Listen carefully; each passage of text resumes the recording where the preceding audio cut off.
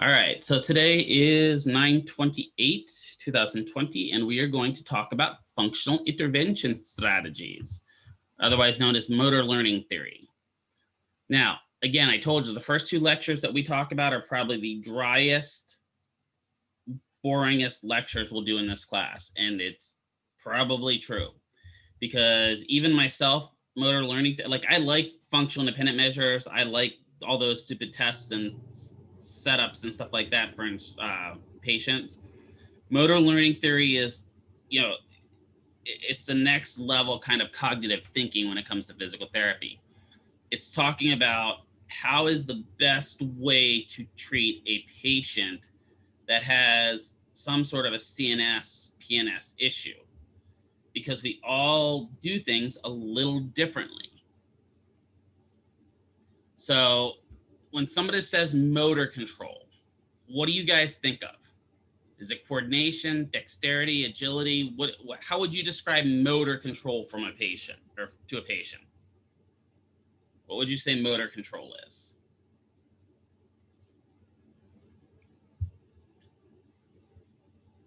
Okay, control of your body parts, ability to move, all of the above, coordination, ability to control movement, right?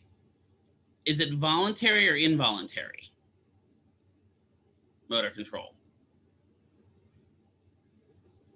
What do you think? Yeah, it's both a little bit, right?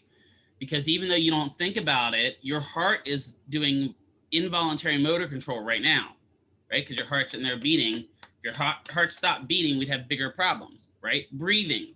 Just imagine how many people would have problems if all of a sudden we had to think to breathe, right? Some people can't chew bubblegum and walk at the same time. Just think if they had to breathe and walk at the same time. We'd be in all kinds of problems, right? So is it eye-hand-foot coordination? Yeah, it is, right? Is it muscular? Is it skeletal? Is it neuromuscular? What is it? It's kind of everything, right? It's kind of that combination of the neuromuscular and skeletal system. And I would even involve their circulatory, because if we don't have blood to those muscles, they can't contract. And the more blood we get to those muscles, the better it can contract, right? Because that brings more nutrients, more energy, stuff like that.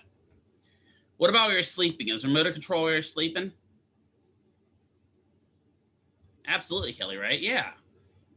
Sometimes a little too much, right? Any of you ever get restless leg syndrome when you're laying in bed? Sleepwalking, exactly, right? Or some people sleep eat. I've heard of, right? I haven't actually ever encountered somebody. My ex-wife used to sleep talk all the time. And I'm talking hold full-on conversations with people that weren't there.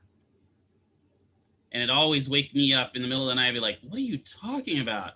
And she's just sitting there, yeah, I know, Mom. I know. It's kind of spooky, right? Especially when you're like half awake and you roll over and you think, what do you want? Oh, you're talking to yourself again, right? There's obviously motor control while you're awake, and there's motor control while you're good or bad, so be good for goodness sake, right? Christmas is coming. We think maybe Santa Claus is going to skip us because of Corona. Teeth grinding while asleep, yeah, that would be almost an involuntary negative motor control, wouldn't it? Think about teeth grinding when you're asleep. So why do we grind our teeth? Farting in your sleep, yeah. Why do we grind our teeth in our sleep? What's usually the cause? Stress, anxiety, right? Because how do we overcome that normally when we're awake? Well, we might chew gum. For me, it's consuming Java. Punch things, that works too.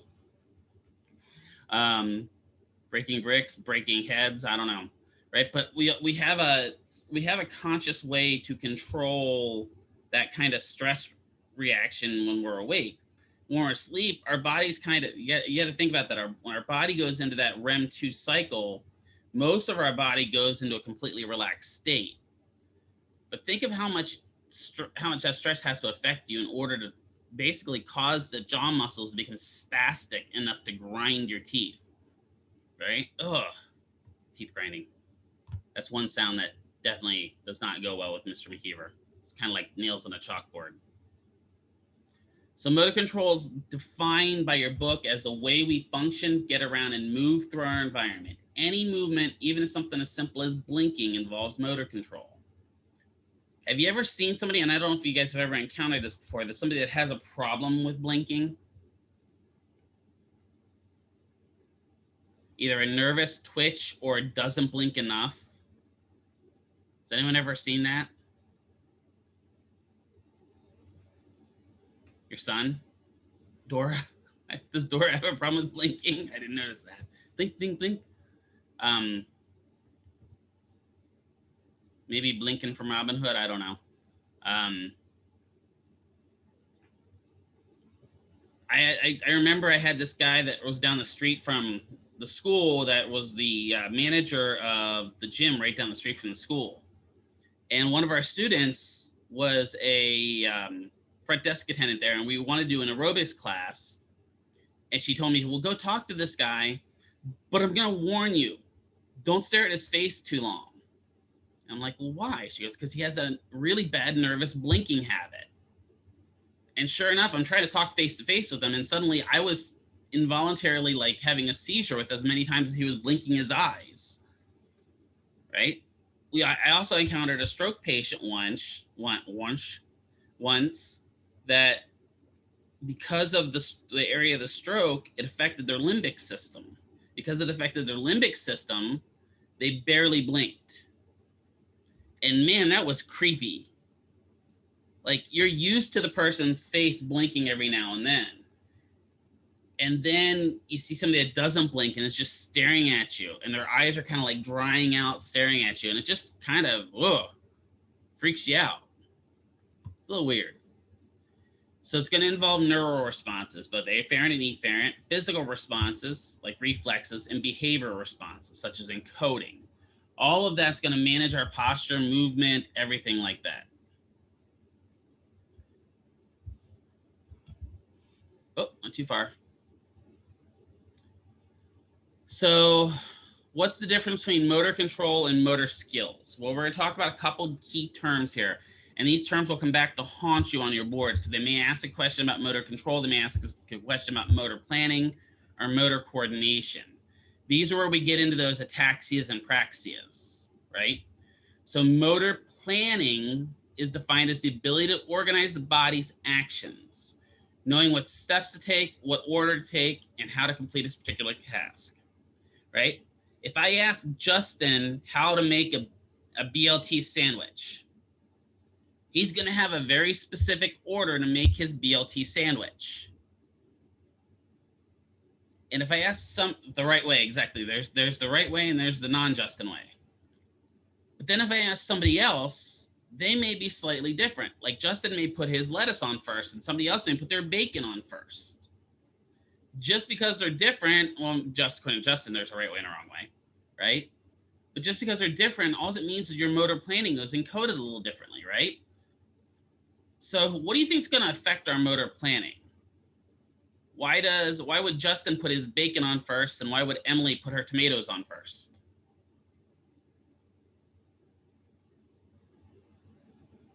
Okay, the way you think, maybe. Good. The way you're taught's a lot of it habit. What's first in front of you, right? If I'm cooking my bacon's right there, that might be the first thing I throw on. Right? Oh God, now I gotta slice a tomato. Ugh, the hard work. I break out the knife that squishes the tomato. Right? What works best for them? Exactly. All of that, Adrian, right? All that works out to be exactly the same. Can that also then encourage us to learn the wrong way? Have you ever seen somebody that doesn't know how to drive or ridden in their car with them? Adrian's like, yeah, myself. Teach your little brother right now. Exactly, Dara. Does that terrify you? Absolutely, right? Let's go to the big parking lot with less things to hit. I'll never forget my younger brother when he learned. My dad took him to this giant parking lot in our high school. Now, when I say giant, you got to understand that my high school had a total in all 4 classes of 220 some people. So it's not like it's a huge parking lot, right? But somehow or other, within 5 minutes of starting to practice driving, my brother hit a telephone pole. The only telephone pole, or not telephone pole, light pole. The only light pole in the parking lot, he managed to hit.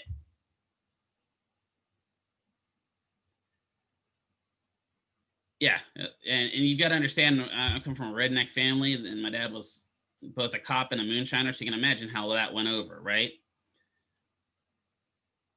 But so when somebody does that, they can learn a couple things from that. They can learn not to do that, or they can learn fear, can't they? Right? I'm going to use Erica as an example here, and I'm sorry, Erica, I'm not picking on you here, but a little bit I am. Right? Car accidents. Right now, if I just say, yeah, exactly, right? I initially said that, and I could literally feel Erica's upper traps tighten up, because she already started thinking and having mental flashbacks of it. And she doesn't even, it's involuntary. She's not even thinking about it, right? But that's going to affect her motor planning from here on out when she drives. That affects things. If we're talking about that motor planning, what part of the brain are we talking about? What part of the brain is going to affect motor planning? If you're talking about higher level functioning, okay, frontal lobe's going to have something to do with that, right? Frontal lobe's going to actually process it and give us our right-wrong response. Which of the C's is going to be this? Cerebellum or cerebrum? Cerebrum, right? Yeah. So a lot of this, where's my little mousey thing? There it is. Why is it so small? So a lot of this is going to be our cerebrum.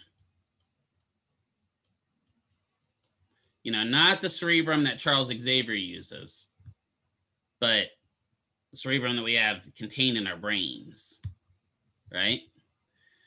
So once we get past motor planning, then we get to motor control. This is the ability for your muscles for a particular task, like swinging a bat, moving a toothbrush across your teeth, punching an X, whatever it may be, right? This is where we get into those ataxias, and motor coordination ties into motor control, because motor coordination is the ability to use multiple body parts for particular action. So let's think about, we're going to look at that brushing your teeth. I said that really quick, didn't I, Clarice? Let's look at brushing our teeth. Just by brushing our teeth, right? That's where you pick the toothbrush up, you put toothpaste on it, and you rub it across your teeth. I know we've kind of gotten out of the habit of that recently. I hope not, but I'm sure some people have. There was a Dr. Phil episode about that the other day, that the guy's like, I brush my teeth once every 2 weeks. Oh. Right? He showers once every 4. Ew. But brushing my teeth, does that involve multiple body parts? Yeah. Right? You think it's just your hand, don't you? Sometimes if you classically think about it, you think, oh, I'm just using my hand. But I'm using my hand, my fingers, my wrist, my elbow.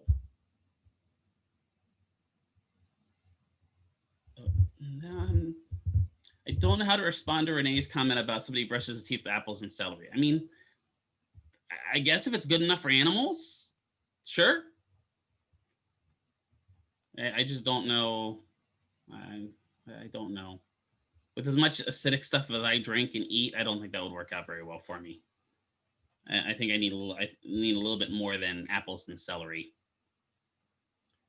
Right? There's so much that goes involved in that. So which of the C's are these two going to involve? The coordination and the control. Which C is in the brain?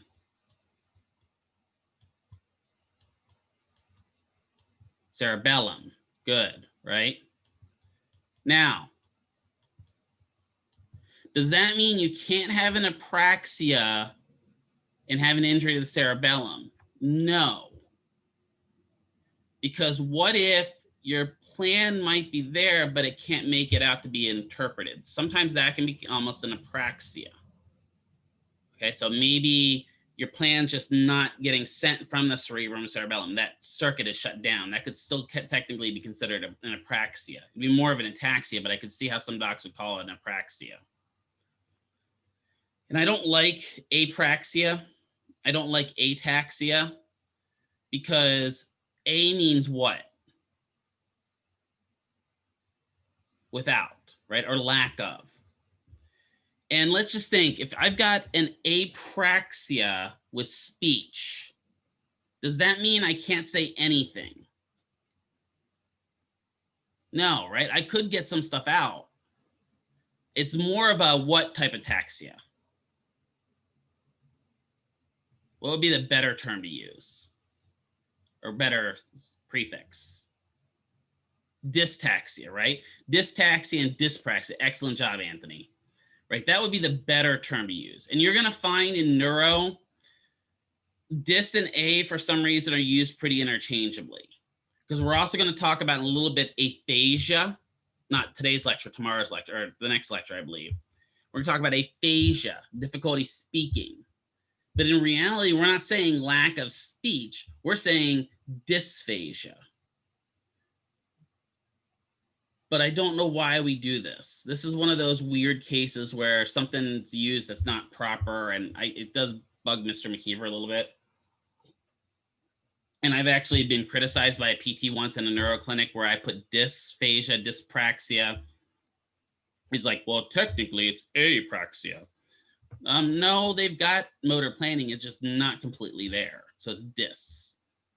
What he was really trying to do was diss me or dismiss me. One of those two.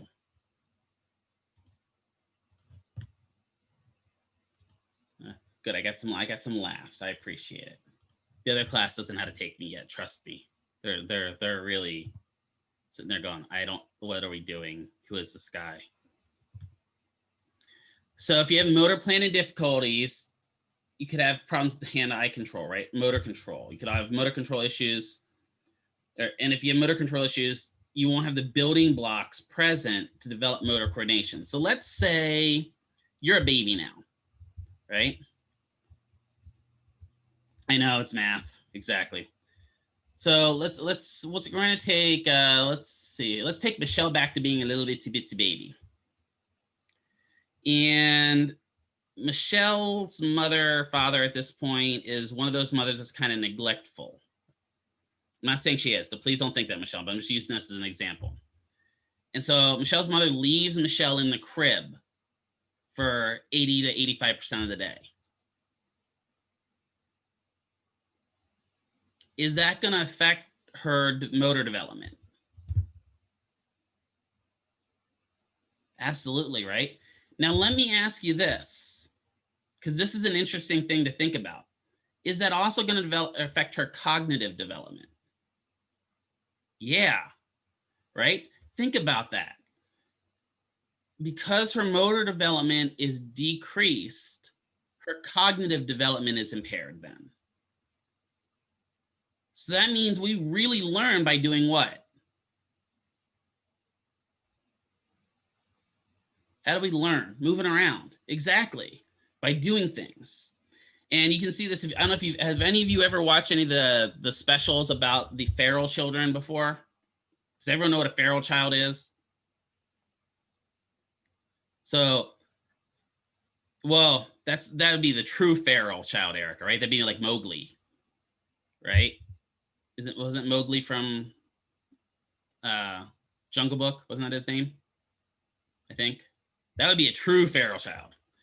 But when we talk feral child in psychology terms, we're talking about children that are oftentimes locked in cages or locked in rooms for all their life, right? One of the most famous ones, I can't think of what her name is, but she was in France, and I know it'll come to me later on when I'm sitting here. Flowers in the Attic. There we go. Yep, great. So, their movement potential is greatly reduced. They just had a whole thing on this about a family in California. I don't know if you saw this. This was, I think, last year, where the family was keeping the kids basically in cages in the room. They built cages around all their beds. And the husband and wife said, well, those weren't really locks. What they really were was child restriction devices. because their children were bad, so they had to restrict their movement. Their locks kid, dude. Yeah, like that's any better. Exactly, Adrian. But when they took those kids out, and what do you think happened when you take those kids and you move them to foster care?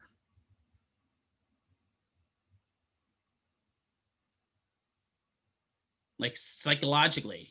Yeah, they don't know how to be a person. That's going to be rough. Exactly, Erica. Mentally confused. Who are these people? Why are there so many kids? Right? Because they're thinking maybe in that, I think there was 22 of them in that house, I remember, or something like there's a ridiculous amount. But all they know is those people that were in the house, they don't understand. So all the kids they know are exactly like them. And now they come up to this kid that comes running at them to give them a hug. I'll have to check that out. That sounds interesting. Where's my little tablet at? There we go. Thank you, Erica. I will check that out. Those stories kind of interest me. I really have an interest in the development and how that affects things, right? Does everyone know who B.F. Skinner is?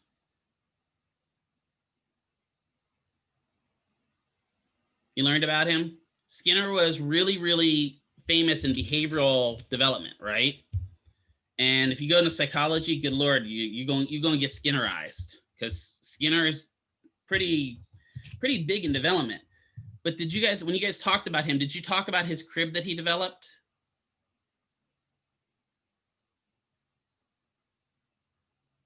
So he developed this crib for his daughter. He only had one kid, daughter, and eventually she grew up to be a psychologist too. Wonder why that is, right? That we often joke, those that go into psychology and get advanced degrees, you know why we're getting advanced degrees?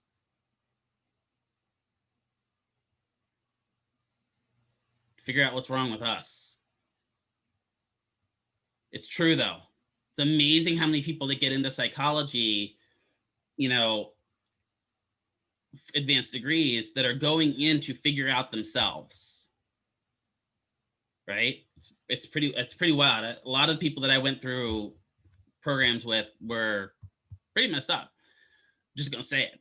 So his daughter was born. He developed the Skinner crib. And the Skinner crib was essentially this crib with this glass, I won't call it a dome, but this glass box around it. And the box had these areas that they could stick their hands in, and it formed rubber gloves around their hands so that they could change their daughter. Yeah, very much like a NICU almost, Kelly, except a little bit creepier, because it had ability to play with the daughter too, but never go inside the crib.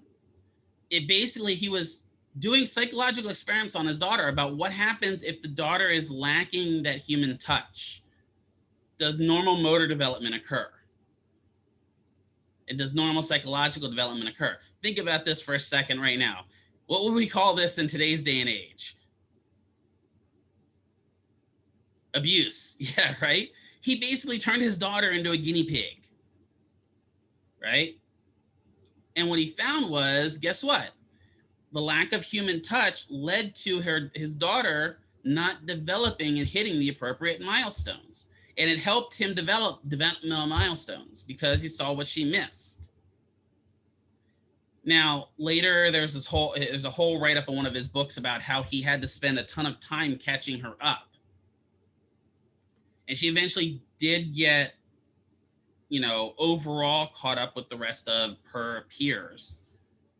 But if you read any of the books she wrote, she talks about how even when she got into adult phase, she couldn't hold intimate relationships, and she couldn't develop long-term friendships because she was so worried that her friends were going to do the similar things to what her dad did to her.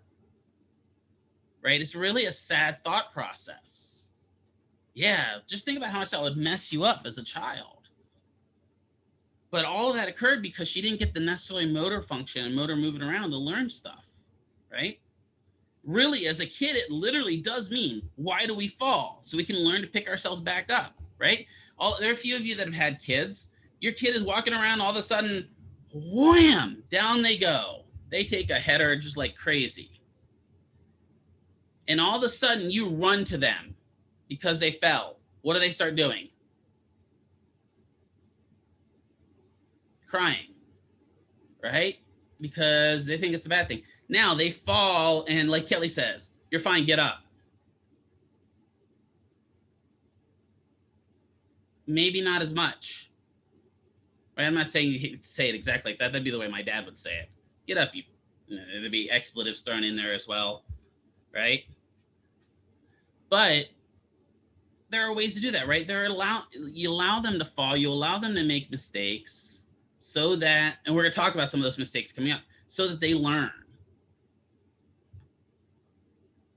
right? So what's the difference again here? Well, control and reflexes, right? They can be both active and passive.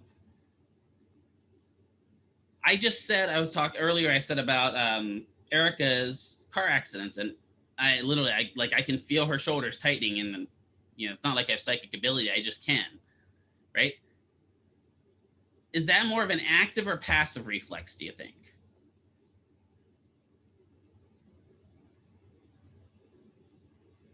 Okay, right, passive, right?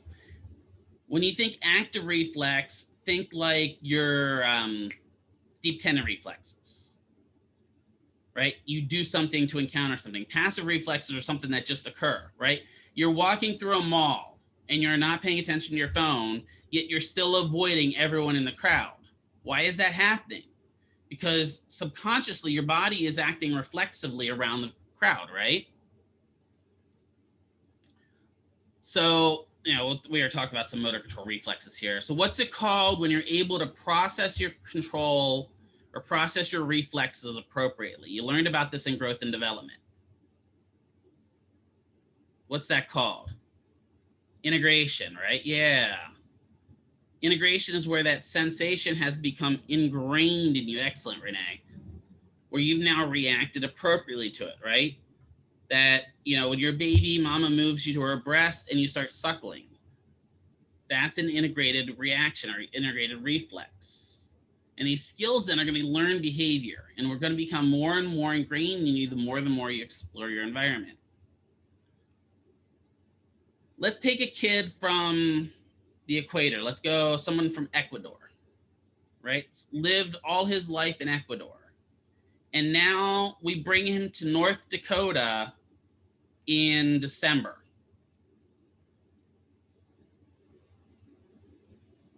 Is that going to be a shock to his reflexive systems? Yeah, right? Is he going to know what to do when he sees ice on the ground?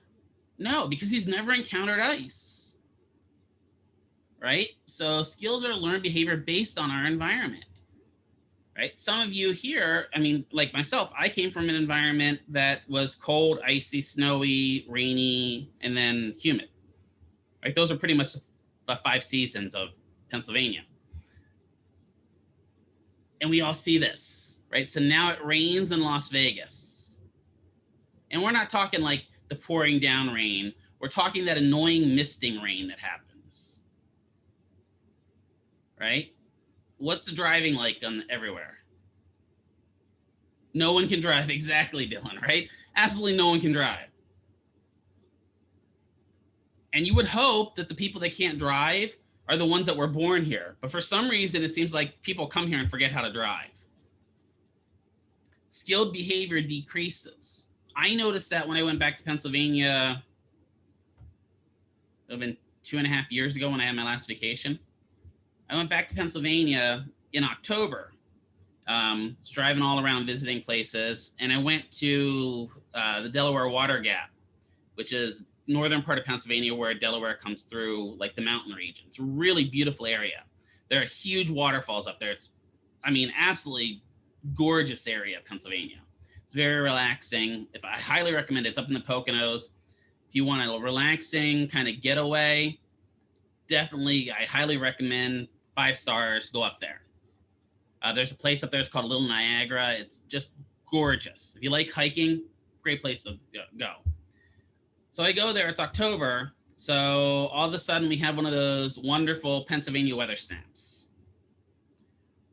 The day before I was hiking in the Delaware Water Gap, it was 96 degrees outside and 99% humidity.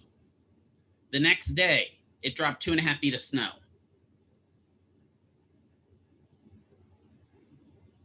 Now, lucky me, I thought, well, it's October. I don't think I should encounter that. So I rented a Mustang.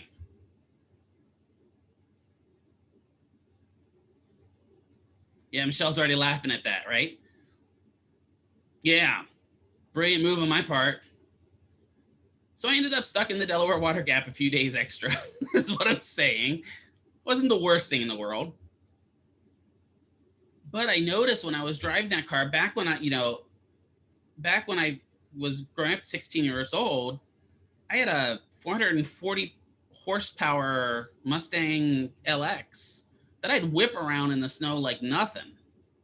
Now I have a V6 Mustang from Hertz, and for some reason I can't go down to McDonald's to get a sandwich because my skills have decreased that much. So that also tells you that skills are very much like what we learned about with muscles and energy or exercise training, right? We either what or we what.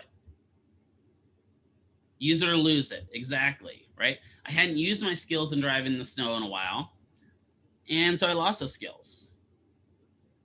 Great. Good job, Erica. So what are some of the first skills a baby learns? You're brand new, get baby. What's some of the first things a baby's going to learn? Okay, rolling, eating, grasping, sometimes a little too much. Right? Have you ever had any like baby brothers or baby sisters, maybe your own babies that have that like vice grip grasp? Like you're afraid to pull your finger out because you're going to break their fingers. Right? Exactly. So there's a couple things, and what are those skills that they're learning first allow them to survive. Right? That's to help them survive. Once they get through those, crying when they need something, exactly, or sometimes not crying when they need something, right? Maybe something about that hasn't developed in their brain, and so you never know when something's wrong. Have you ever encountered a baby that is acolicky, that is not colicky at all? Has anyone ever seen a baby? Yeah, right. It's kind of creepy. Like the baby doesn't cry, and you're like, why are you? Cry. Right? Or why are you not crying? You're not a normal baby.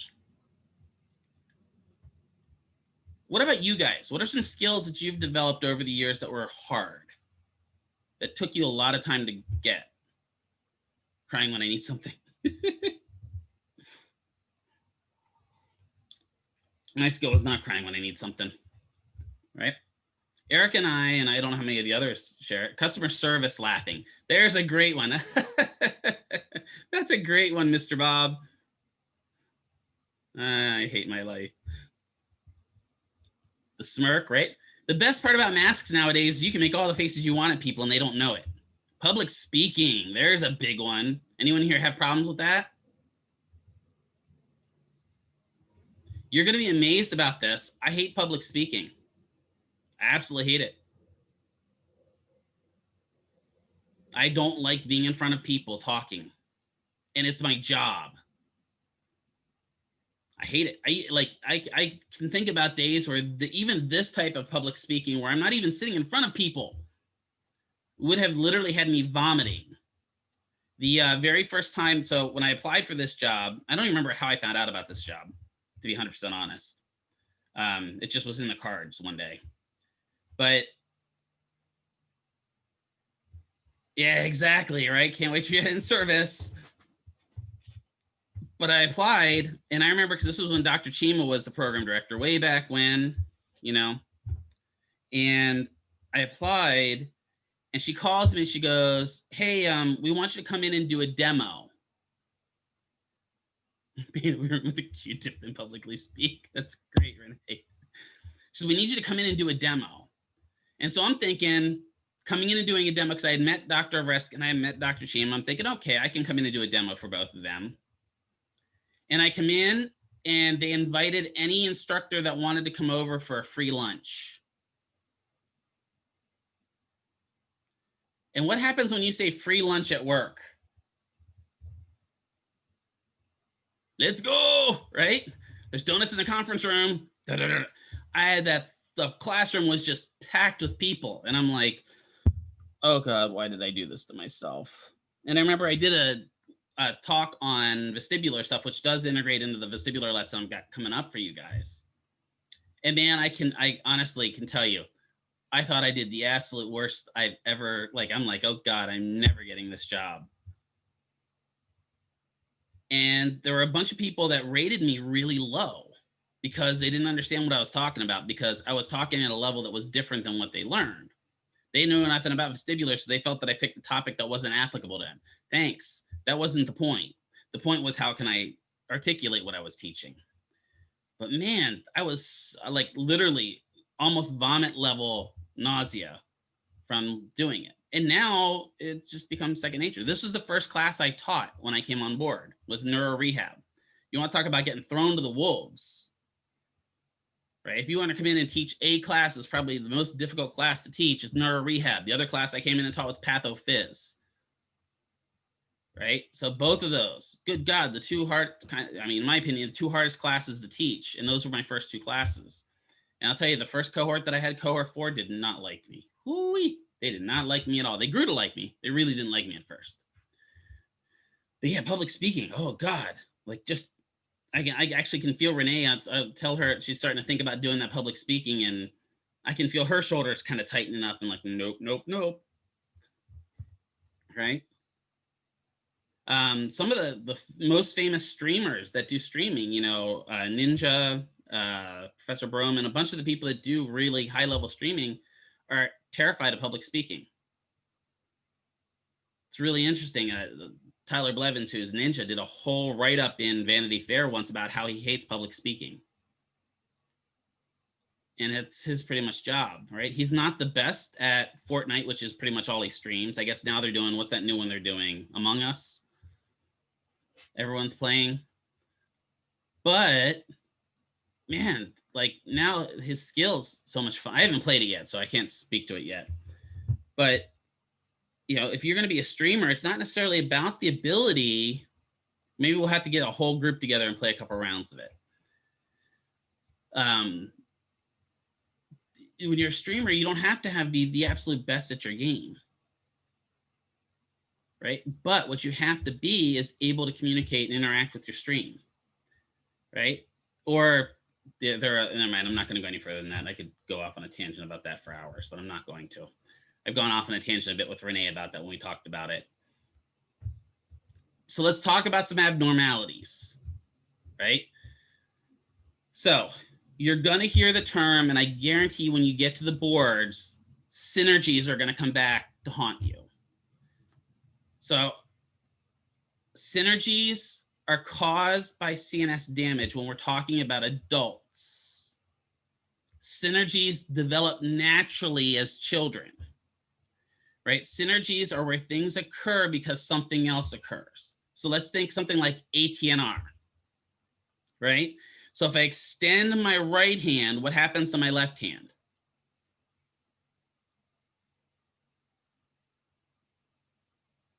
With ATNR. Yeah, it flexes up. I get, what's that posture called again? Fencing, right? I get that fencer's posture, right? Or the Cam Newton posture, maybe? I don't know. Boy, he made a mockery of the Raiders. That hurt. For anyone that's a Raiders fan. Of course, it didn't hurt as much as my Falcons hurt. But anyway, I'm not going to talk about that. We got mauled by Bears.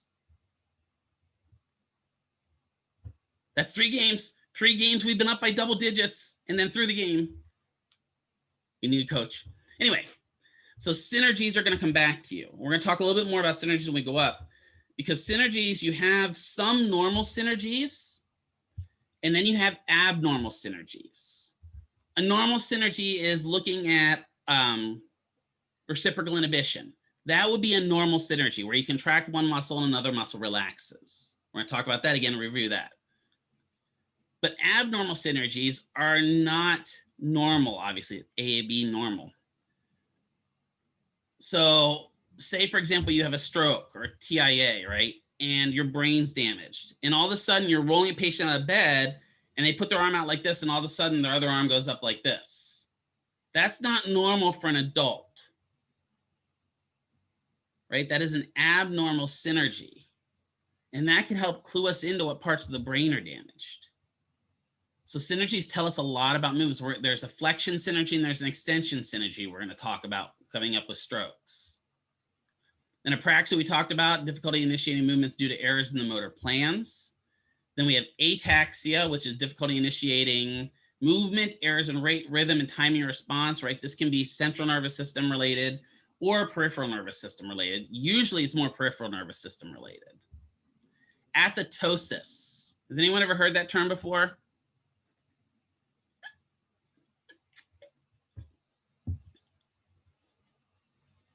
So anytime you hear athetosis, what I want you to think of, and this is what got me through this, think House Slithering from Harry Potter.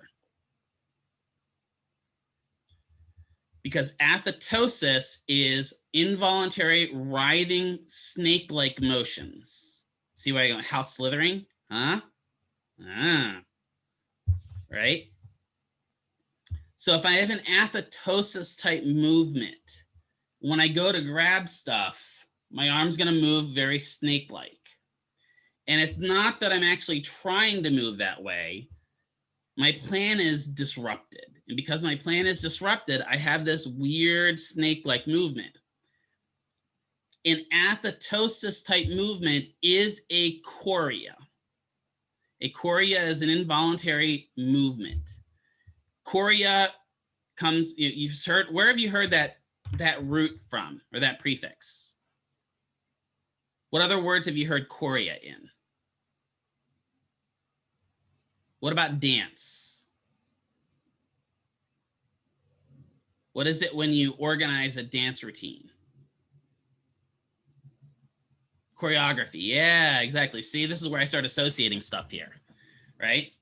So chorea is often thought of as dance-like involuntary jerking motions.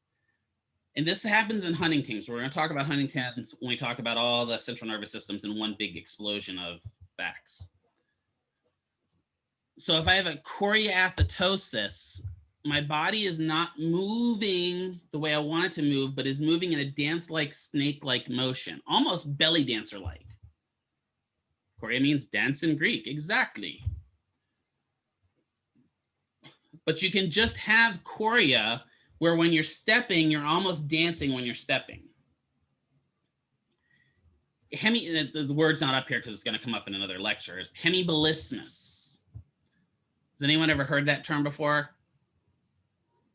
Anyone encounter somebody that has Hemi Ballisticus when you're out? Because Hemi Ballisticus is a type of chorea. Hemi Ballisticus is where typically, hemi meaning what?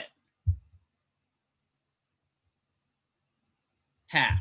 Hemi Ballisticus often means that half of your body, or unilaterally, exactly, Adrian, is making these wild flailing motions, right? I often joke that Hemi Ballisticus means Happy Christmas. I don't know why. That was the way I remember it in school, right? But it's these wild, large amplitude movements. That's going to come into play when we get into something like a myasthenia gravis and stuff like that. Bradykinesia. Yeah, Huntington's is not a fun disease, and that's pretty rare that you said my cousin, his Huntington's. That's even rarer, Kelly, because Huntington's is typically a disease of females. So he's got a pretty rare condition for a male. Yeah, it is. It's directly hereditary, so it happens, right? Does he do any type of kind of weird motions when he's moving around? Yep. Yeah, he's a lot of chorea or athetosis, or maybe even Hemi Ballisticus when he does stuff. Ooh, I'm sorry to hear that. That's no bueno. No bueno. So bradykinesia. Brady meaning what? Slow. Kinesia meaning movement, right? These are decreased amplitude and velocity of movements. In Parkinson's, it's also known as poverty of movements. So a lot of people think that bradykinesia means that Parkinson's patients aren't moving, but actually Parkinson's patients' bodies are moving faster than you think. They just have to slow everything down so they don't fall. And so it's an involuntary movement. Bradykinesia, you know, so when they're getting up, if you ever watch a Parkinson's patient get up, it will take them a long time to stand up, right? Now let's think I've got bradykinesia and I have a spastic bladder. So now my bladder is telling me, you've got to go pee right now. And so I've got bradykinesia. Right? Bad combo, exactly, Jara, right? Unfortunately, usually that's why a lot of patients that have Parkinson's end up with, incontinence, is because of that. Dysarthria is impairment of motor coordination for speech. Technically, dysarthria can occur in any joint because it is just difficulty with joints. But usually when we encounter dysarthria, it's problems with speech due to jaw or muscle problems, which we'll talk about. And there are all kinds of gait abnormalities: festination, scissoring, retropulsion, antalgic gait. All those gait abnormalities can stem from brain issues, right? We'll go a little bit more. We'll get through CNS, and then we'll talk about taking a break here, maybe. So our CNS, this is our CPU of the brain, right? When you're thinking of computers or your phone, this is the processor of your brain or your body. It is responsible for input-output, right? So how do you learn from CNS? Well, first, CNS identifies a stimulus. And this is all going to occur just absolutely instantaneously. The body's going, what's going on currently in my body? What's going on around my body? Right now, if I close my eyes, I can identify that there's wind blowing on me from my fan. My ears are telling me my air conditioner is on, right? My smell is telling me that my coffee is to my right. And there's a little bit of heat coming off my PC, so I know my PC is over here to my left, right? All of that is being interpreted as I'm sitting here. But my body has to identify the stimulus. If I'm feeling this wind blowing on me, the brain has to identify, is that something I have to act on, or is it not something I have to act on, right? So you're walking through downtown Las Vegas. Maybe you're going to get your mail. You're just kind of obliviously walking, walking down to get your mail. And out of the corner of your eye, you see a tiger.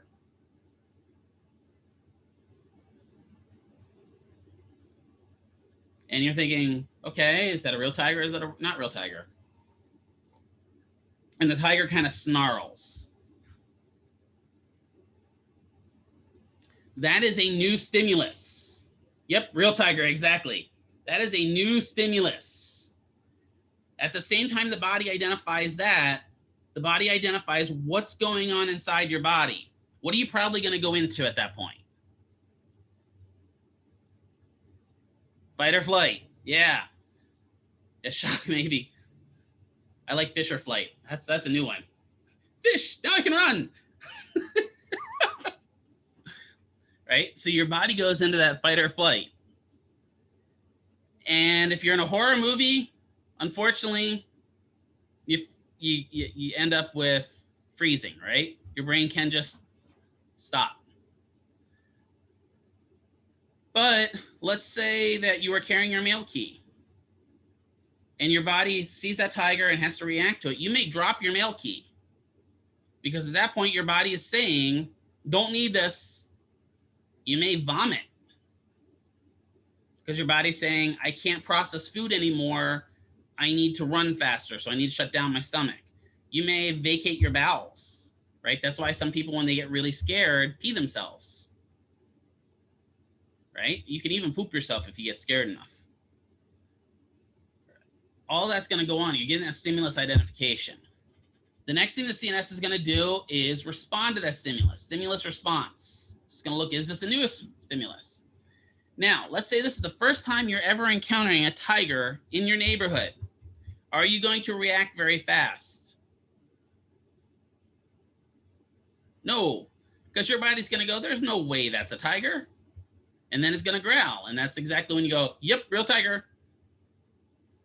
Right? So you don't react as fast to that. Now, let's say this is the 9th time you've gone up to your mailbox and there's a tiger there. Now you react a little differently. You're reacting a little faster. You might actually live. Right? If you made it through the first 8 times. If you're encountering 9 tigers in your neighborhood, I'd consider moving. Just saying. Mike Tyson's your neighbor, exactly. So we react a little slower to new stimuli then we react to older stimuli or recurring stimuli. So we build up a response to that, right? That response that we build up is called the feed-forward mechanism. We start becoming better and better at responding to that. I can think about this in the martial arts. The first time I ever sparred, I would love to have seen a video of it because it had to look like just like monkeys punching each other. Because there's no way it was skilled and trained and anything like that. Then I remember the first time I took my first punch. That was a new stimulus. My body didn't like that stimulus. So I started reacting better to that stimulus. Took you 6 months not to close your eye. Exactly, right? These things take time to kind of develop. Right? Even driving your car. The first time you drove a car, your brain was on overload. Was anyone tired after the first time they drove their car? I know I was. I was exhausted. Right? Because when you first time you're driving your car, your muscles are like this. Your eyes are going like this. Your head's going like this constantly, right? And you're processing everything. And now pretty much some of you guys can get in your car and drive to school and not even remember getting in your car driving to school. Right? You've got that autopilot going on. Your body can do things without thinking about it, right? When I wake up in the morning, I don't think about getting up, shutting off my alarms. And once I shut off my alarms, I go in and I set my toothbrush up and get ready to brush my teeth. And then I brush my teeth and I, floss. And then I don't even think about any of that. I can go through my whole morning routine without a single thought, right? Until I get in the shower and I have no hot water. That's a new stimulus. So now I have to react to that. So that's kind of the idea here with CNS response with this, right? So we get programmed. We do develop programming over time, right? The CNS will adapt to the output of the stimulus itself. When you first started coming into my classrooms, right? I know a lot of you complained about it being cold. You still do, right? I'm programming you, believe it or not. I am programming you. It has nothing to do with the fact that I run really warm. I'm programming you for working in hospitals. Because if you don't start developing the idea that the hospital is going to be cold, it really affects your ability to perform in the hospital. And I've had this happen with students before where they're like, it's so cold in the hospital, I can't think. Has anyone ever heard that or thought about it in my classroom that way? I know Renee has.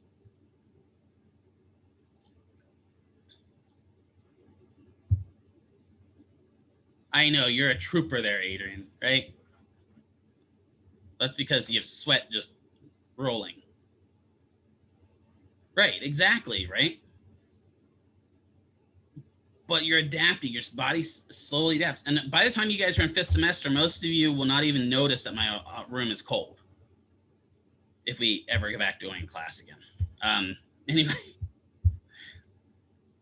But we've adapted to that, right? Right now, you guys have developed to your own environments in your own home. When we first went to online learning, that was a huge shock to some of you. Sometimes some of you, it's still not exactly the most organized in your brain, right? Your programming is not there. Some of you have kids right now that are in the house around you, and you're trying to focus on me. When you first started this, you may not have been able to focus as well. But now it's become, yes, he's loud, right? But now you're able to focus a little bit better because your brain has been programmed a little bit better, right? It doesn't mean that you ignore everything that's going on in your surroundings, right? You've got to interpret stuff, but your programming has gotten a little bit better.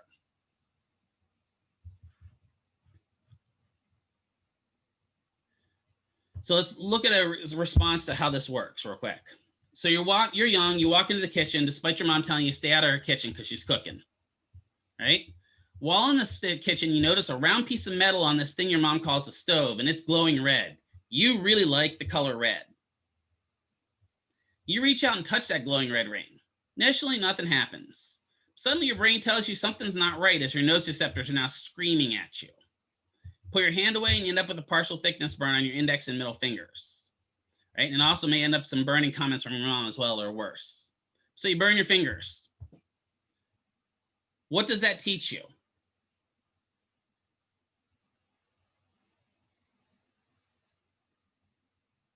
Don't do it again, right? Don't touch hot stuff. It's hot, right? So you've developed this idea, okay, that's no bueno. Don't touch hot stuff. And you do this several more times over your life. Believe it or not, I can guarantee if you think back, you've probably touched hot things that you shouldn't touch many times over your life. Because why should we learn from our mistakes? Right? We just keep doing these stupid things. But most times we do it now, it's unintentional, right? Because we have learned from our first mistake.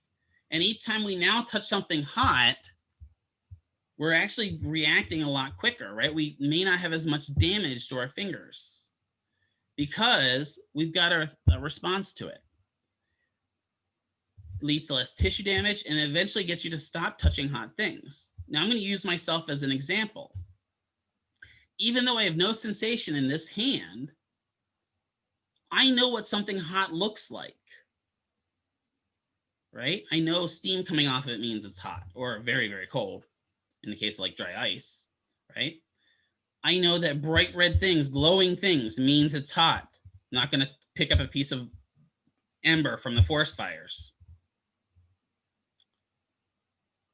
So I'm less likely to pick up stuff with this hand because I can visually smell, hear, see things that tell me that stuff is hot. Right, babies tend to lack that and leave their hands on hot things, and they eventually do learn, right? Which can be bad. And the other thing about that, Kelly, is babies haven't fully developed their nociceptors yet, right? So their brain hasn't really processed pain the same way we process pain. And there are some studies out there that show that you can teach a child to have less pain by responding to them a little bit less actively when they encounter pain. So they end up having a higher pain tolerance. I wouldn't doubt that's probably where some of my higher pain tolerance comes from. And I'm not tooting my own horn, I'm just saying it probably is because I wasn't allowed to show pain when I was a kid. And then I went to the martial arts and my instructor beat into me, you don't show pain, you don't show pain. Showing pain indicates to the enemy that you're having problems, right? What was that? The pain is for the weak. The weak deserve no mercy, right? From Karate Kid. Exactly. Right. But my instructor, my grandmaster that taught us this also was really active. He was in the military during the North Korean and South Korean conflicts. And so, yeah, if you show any pain in your face when you're in combat, your enemy is going to take advantage of it. And maybe should have realized that we're not in combat anymore, but the guy was old. So babies don't learn that as well. So you're able to, they integrate by what they see around them. Their parents tell them what should hurt and what doesn't hurt, right? So other things we can think about, sticking metal objects in an outlet. Any of you ever did that as a kid? I'm going to openly admit that. I stuck a fork in an outlet when I was a kid. I'm not exactly sure what my thinking was. This goes there. But I did learn my lesson really quick because I woke up about 30 minutes later. It was a real shocking experience.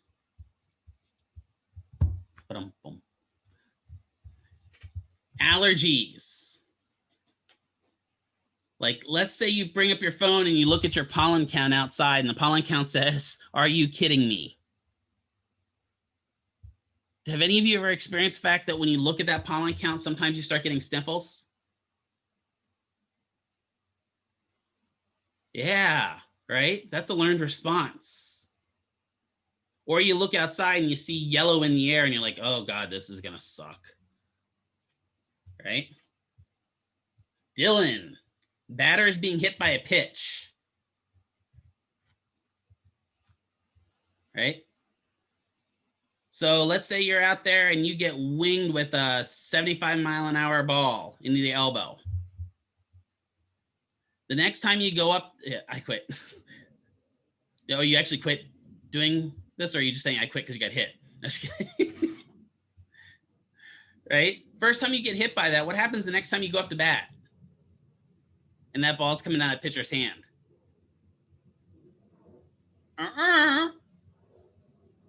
Right? Yeah, you're thinking about it the whole time, but then you're not thinking about hitting the ball. And some pitchers know that, don't they? They'll wing one really close to you. They don't hit you with it, but man, they'll get close. They'll take that ball just to remind you that they know where you are. Right? It's a psychological game there. Spilling a cup of coffee, hot tea. Yeah, kids jump out of the way. Why do we as adults just stand in there? Well, I guess I get to walk the base. Think about it. Watch like MLB players. They'll just stand there and ball hit them. I don't understand it. I think I'd rather just dodge out of the way than get smacked in the face with the ball. But spilling a cup of hot tea. This is the lady from McDonald's, right? Pulls up to the drive-thru, grabs a cup of hot coffee, and opens it and spills it all over her lap. And oh my God, I've got, partial thickness burns on my leg. How was I supposed to know this coffee was hot? So I'm going to sue McDonald's. Well, because back when that happened, we didn't have cold coffee. We had one form of coffee. It was coffee flavored coffee, and it was hot. Right? So, force McDonald's has to put things on their coffee that says, caution, contents may be hot. Or my coffee's not hot, I'm really upset. Bumping your head. Anyone ever have that case where you bump your head once, and then you get a nice little noggin on it, and then for like the next week, you're constantly bumping your head? Or you stub your toe, and you're walking around, and for the next week, you're stubbing your toe on everything? Right? Yeah. Why is it? Well, it's because we're conscious of it. Because previously, we're probably stubbing our toes anyway and not noticing it because our toe doesn't hurt. Right? But now we're stubbing our toe because it does hurt. Car accidents, we already talked about. I'm not going to try that. What about falling in love? Can that become a reaction? Do you ever know anyone that it's a reaction, not real? Oh, well, I'm going to put real because we can't really scientifically quantify love. Anyone know any friends that fall in love with everyone they date? Yeah, right? This one's the one. What you said about the last 36, Susan. I think you should get some cats.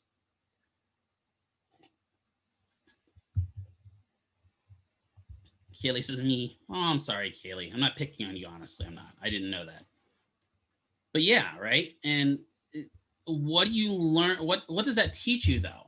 When you suddenly are the type of person that falls in love or opens your hearts to everybody, and then either you get hurt in return or the person doesn't reciprocate. What kind of stuff does that teach you?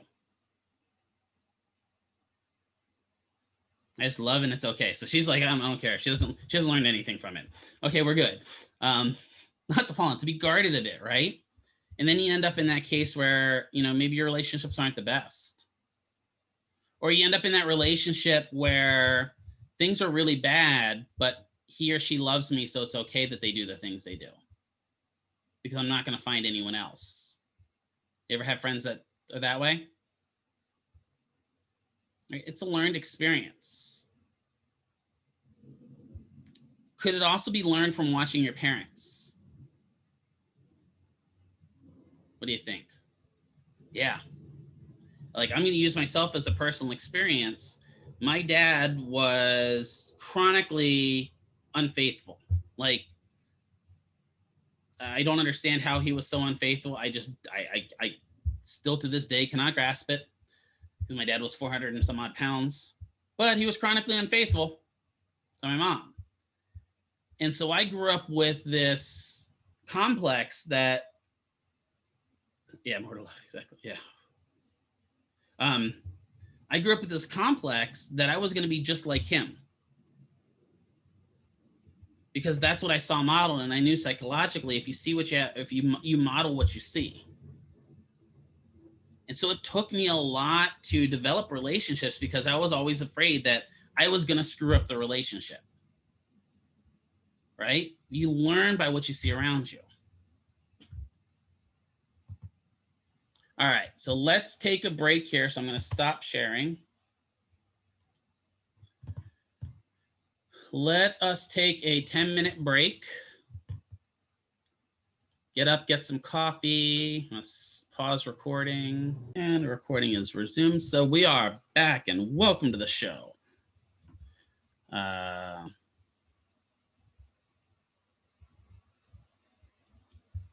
Let's see here.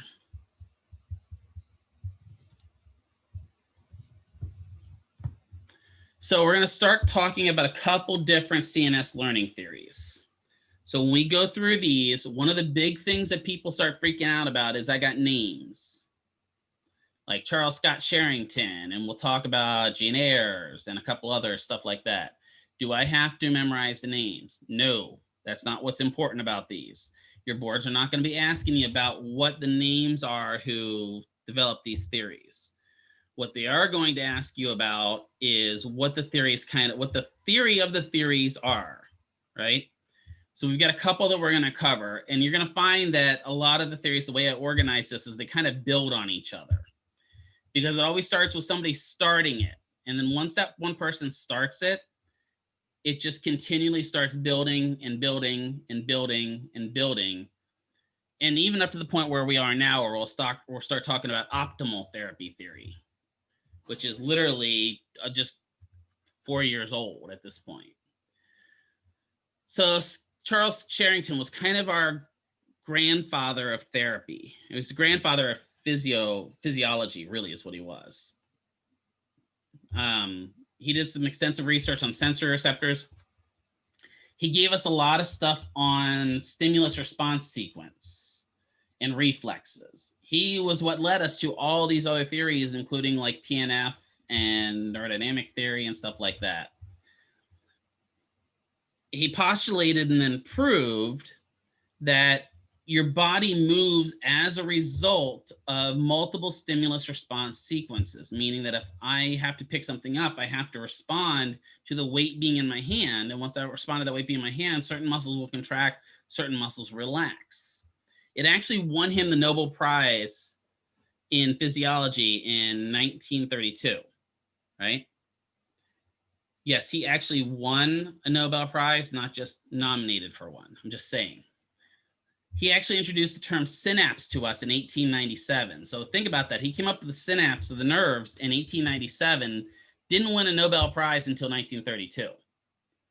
So, you know, the nervous system was kind of something that wasn't really thought of back then. And he came up with the idea that the nervous system acts as a coordinator of various parts of the body, and that reflexes are the simplest expression of that interaction. Right? All the way down to those DTRs being the absolute base level, right? They allow us to function in one definite process at a time. He also said that reflexes must be goal-directed and purposeful, meaning that you can't have passive reflexes. Everything has to be going towards a goal. And talked about the nature of postural reflexes and how they were dependent upon the anti-gravity reflex, basically stating that if we didn't have gravity, we'd have no posture, because the pull of gravity on us is what causes us to pull and stand up straight. He also postulated in one of his papers that if our gravity was greater, our posture would actually be better, which I'm not so sure about that one, but that was one of his theories. He also traced afferent stimulus to the proprioceptive organs, right? So he kind of developed the idea of afferent versus efferent neurons. So what he really said was the reflex theory states that our CNS only learns and adapts when it's given external stimuli, so that nothing else can allow your body to react. And that includes your immune system and everything like that. So your immune system doesn't have any passive reactions. Right? He also came up with the idea of reciprocal inhibition. We talked about this, right? That when one muscle contracts, the agonist, the opposing muscle, the antagonist is inhibited. We talked about that in PNF, right?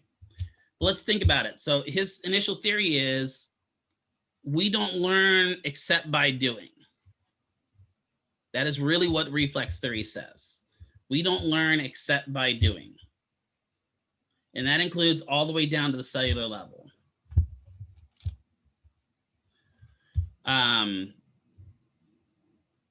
Is that fully true? What do you think about the limitation of that? Yeah, no, right? Do we get some immune system from mom? Yeah, right. We get some natural immunities. So when a baby's born, babies can have natural immunities to stuff like Ebola and stuff like that. If mom had those immunities, they're passed on. The baby didn't interact with anything. It acquired those immunities, that acquired immunity theory, right? We talked about. So that's a problem. But let's think about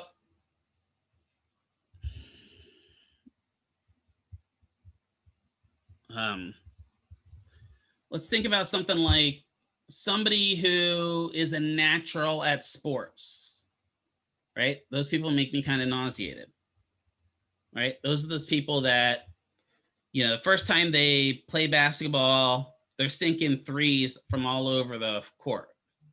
Thank you, Kelly. Did you ever encounter a friend like that?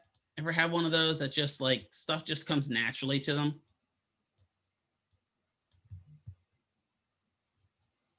Yeah, it's really annoying, right? And I'd be willing to bet that you do some stuff that annoy them too, that you might, your kid, right? Some stuff that you actually are really good at.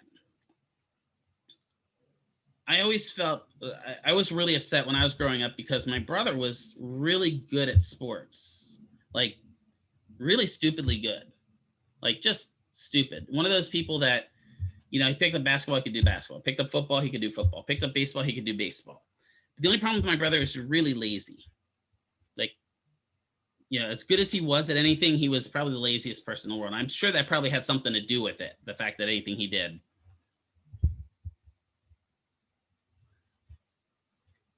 And so he would pick up stuff and he'd just be natural at it and he'd be bored with it.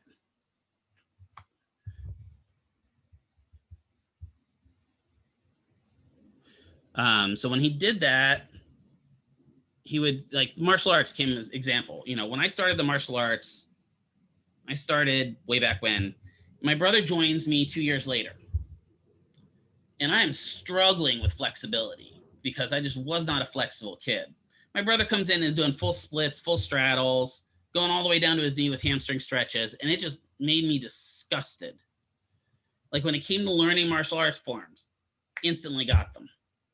And I had to struggle hard and hard and hard to get it, right? But he had a natural gift towards it. Now, unfortunately, my brother's got all kinds of other problems, but that just happens, right? Some people do have that natural tendency towards it. We all have a natural tendency to learning something. Sometimes it's useful stuff, sometimes it's song lyrics. But we all have a natural tendency for that. So there's some that we don't have to have reflexes for. But reflexive theory, you can see how it's kind of the basis of where we're building on everything in physical therapy. We started there, and every time we do something, we're going to build a block on top of it, right? So then we came up with the schema theory, right? Like schema, like your mom is skiing. And with the schema theory came along, and it was organized by a bunch of people, so I didn't list all of them in here because that would have blown your mind. All knowledge is organized into units. Within these units of knowledge, or schemata, is stored information. So a schema is then a generalized description or conceptual system for understanding knowledge, and then how that knowledge is represented and how it's used. So it's basically saying that everything we encounter, we're going to put in a file somewhere, and that file is going to tell us how to respond in the future.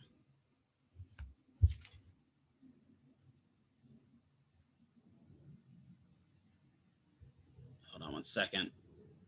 Dr. O'Neill is messaging me.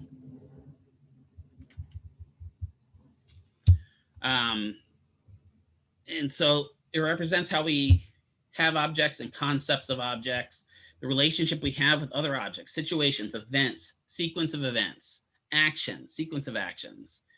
It kind of helps us lay out a diagram of how we do things.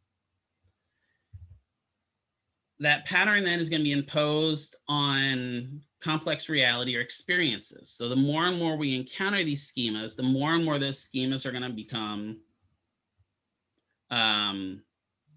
ingrained in us, right? So think of somebody like learning how to play baseball, right? If you're learning to play baseball for the first time, you may not be great at it, but you're going to start breaking down the parts in individual boxes. And as you break down those parts and you practice those individual boxes, it's going to get better and better as a pattern's imposed on you, right? So as this organized pattern of thought or behavior organizes, you start developing relationships and you start associating with other stuff in your life.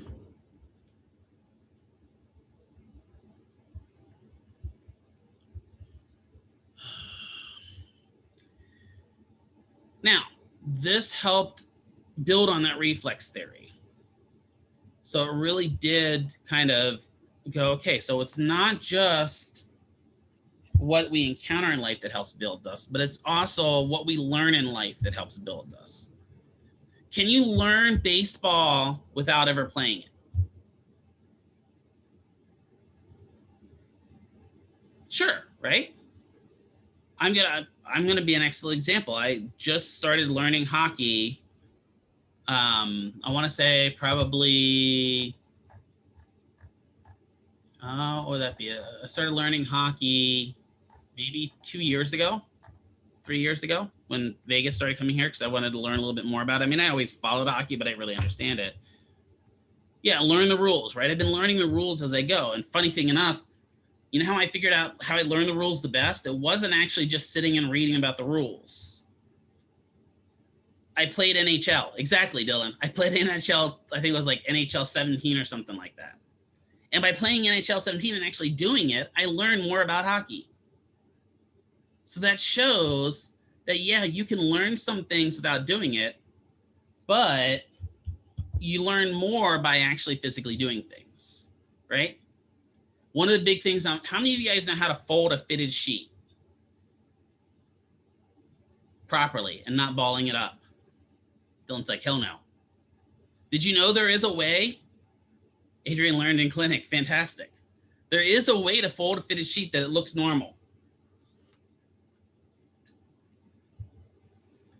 I have to link the video to you guys. I've watched the video probably 900 times, and I've tried it probably 901. I still can't do it. I don't know why. I guess I'm not hard-coded to ever fold a sheet. But there is a technique to it. There's a definite technique on how to fold a fitted sheet. You can, and I'm case in point, I watched that video like 90 times.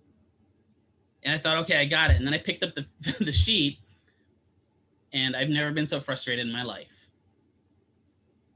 I learned the technique for it, but I hadn't physically enacted it yet. So that's kind of the limit to schema here, is that although we can learn the stuff, until we do some of that reflexive, until we do some of that reflexive activity, it doesn't get ingrained in us.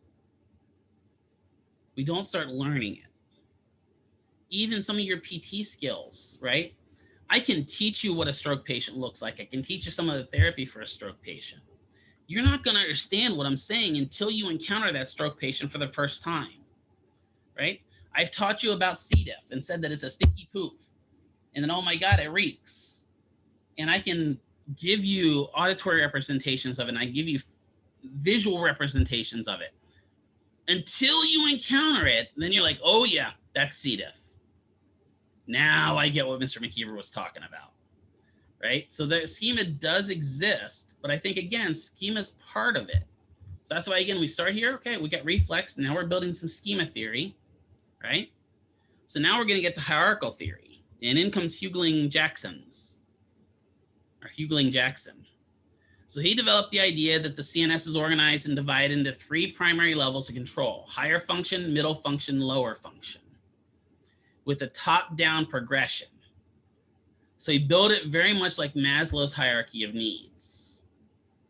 And what he said is that higher level of function required higher level thought function or higher level functioning, and are found in prefrontal areas of the brain, those more cognitive areas. And then we came down and we came to those middle level areas. They were more advanced than the lowers, required a little pre-thought, and came from more of the motor cortex, so the more functional areas. And then we had the lower levels of kind of function. And those were least complex in nature and managed by areas such as the medulla, so the brainstem, and the spinal cord. These were more reflexive. So when he said everything we do, and you see how this is kind of built on that schema theory, right? And includes reflex. He's saying that everything we do, when we do it, is going to be processed at different levels. And we're going to talk about going from associative to, or from cognitive to associative levels in a little bit. This is kind of the start of that theory. What he says is when you first do something, it's going to require a higher level of functioning. As you do that object, it requires less and less cognitive ability until it becomes almost reflexive.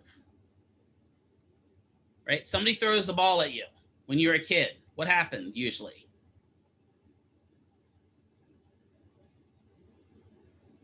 First time you played dodgeball. The first time you played dodgeball, you caught it. I'm impressed. Right in the face. Exactly. At least that's what happened to me and Dylan. Bam! Right in the face. And then we started concentrating on catching it. And then some of us learned that if you can dodge a wrench, you can dodge a ball. And we got better at those type things, right? You got better at catching, maybe you got better at dodging those balls. And so your brain started becoming more reflexive.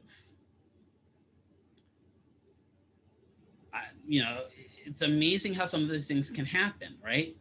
Sometimes it can become over reflexive and you can overthink things, right? In the case of car accidents and such. So there are some limitations to this theory too, because this theory then says that everything's divided in these three categories and there's nothing that muddles over all three. It's either a high level function, middle level function, or lower function. There's not something that blends a middle and a lower level. So this is going back to Maslow. Remember this from Growth and Development a little bit? All this stuff that we need to function, right? And unless we meet the bottom level needs, we can't meet the next level, and we can't meet the next level, we can't meet the next level till we get to self-actualization, right? If you're missing your physiological needs, you're missing air, food, water, shelter, sleep, clothing, reproduction, you're never going to become the most you can be, right? If you're just you're barely surviving without food, you'll lose a lot of your being. That's what Maslow did. It was the same theory here with hierarchical levels. Then we came to Bernstein's theory. Oh, God, I know this is frying you. Bernstein's theory is the systems theory. He said that overall motor control is a result of integration and cooperation of interacting systems. Now we're starting to get somewhere, right? So he developed these things called degrees of freedom. Have we ever heard that before? Have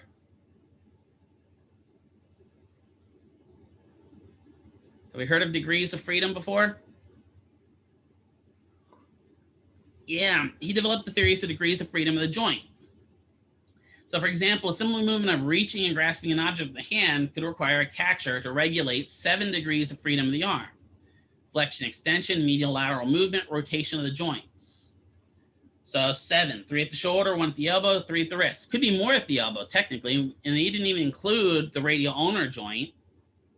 So the more degrees of freedom an action requires, the more complex the action. Breathing. Does breathing require a few degrees of freedom? Yeah, right? It's got to have some degrees of freedom up here in the breastbone for where the ribs are interacting up there. Some degrees of freedom in the back where the spine's interacting with the ribs. You know, your diaphragm's got some freedom. So yeah, there's actually some degrees of freedom in that, but it's a lot more simple than doing something like dribbling a basketball. Right? Or dribbling a basketball while running down a court. Now we've got a lot more degrees of freedom in action, so it's a lot more complex in action. So the systems work together to accommodate the demands of this task and complete them. He also came up with this idea of functional freezing. And basically what he said is, as you're learning stuff, your body will freeze out all kinds of external stimuli and sometimes even feedback while it's learning things, in order to ingrain that kind of that we'll go back to another term, that schema into your brain about how to do it. Were you ever in some sort of an activity where you have a coach coaching you and the coach is saying stuff to you, but you don't hear them because you're so concentrated on the task you're doing? Anyone ever encountered? Yeah, right? That's kind of what this is saying, is you're functionally freezing out outside stimuli so you can focus on what you're doing. That can sometimes happen when you're just sitting there doing something like doing a crossword puzzle or something to that effect, where your brain just locks into what you're doing. You don't notice what's going on around you. That can be a good and it can be a bad thing, because what it's doing is enhancing that interaction, but can also take you away. Yeah, getting in the zone for gaming. Exactly, right? Sometimes, man, when you're gaming, you're just on it. And then other days, you're herpaderp. Or at least that's kind of what the terms I use, right? So he gave us the idea of biomechanics, right? So thankfully, he came up with the term of biomechanics. And then eventually that developed into kinesiology, right? The ability to study movement of the body. Again, build on some of the previous stuff. But there are still some limitations here too, because again, this doesn't take into effect those natural people that learn stuff. And then we came up with Bobath, Carl and Bertha Bobath. She's like one of the 3 people in the world ever named Bertha. They developed this theory called Boba Theory based on the hierarchical theory. And this was looking more at abnormal reactions for patients, right? Abnormal postural reflex activities and abnormal muscle tone are caused by loss of CNS control of the brainstem. So what they said is, well, if we look back at the hierarchical theory, it says that we're divided up into 3 levels. Well, having problems with functioning can be a problem with one of those 3 levels. And normal function will get messed up because it's slowing down motor development. And so in order to get back to normal, a patient has to relearn control through activities that promote normal movement patterns and integrate function. So a lot of times what they would say is, well, it's great that we're doing exercises with the patient. It's fantastic. Exercises are great, but they're not functional activities. And if you really want your patient to get better, you should be doing activities that the patient is going to do. That seems kind of logical, doesn't it?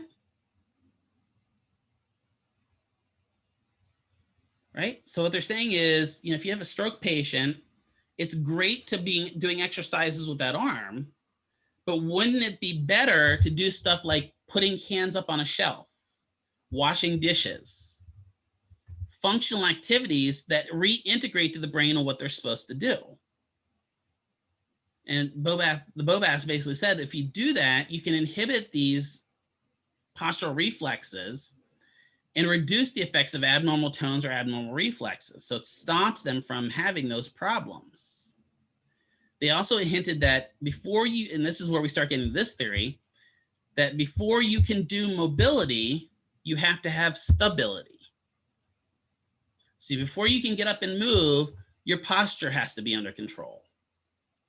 That makes sense. Like, we're starting to get into stuff that's starting to make sense now, right? They're saying basically, before I can get up and walk, I have to be able to sit at the edge of the bed and not fall over. Does that make sense?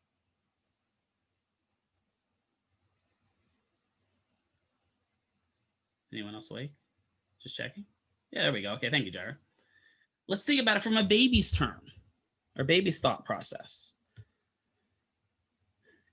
A baby really needs to learn to sit upright and hold itself upright before it can walk. Because part of sitting upright is learning head control. And if a baby doesn't have head control and then stands up, they're going to be all over the place. So they have to have postural control before you can have mobility. Stability before mobility. And hopefully we avoid hostility. Again, we have these great ideas, but they still don't then talk about, well, what do we do if the patient has good postural control, but still aren't developing mobility? Well, maybe we got to look at other parts of the brain then. Maybe it's not reflexes inhibiting them. Maybe it's motor learning patterns.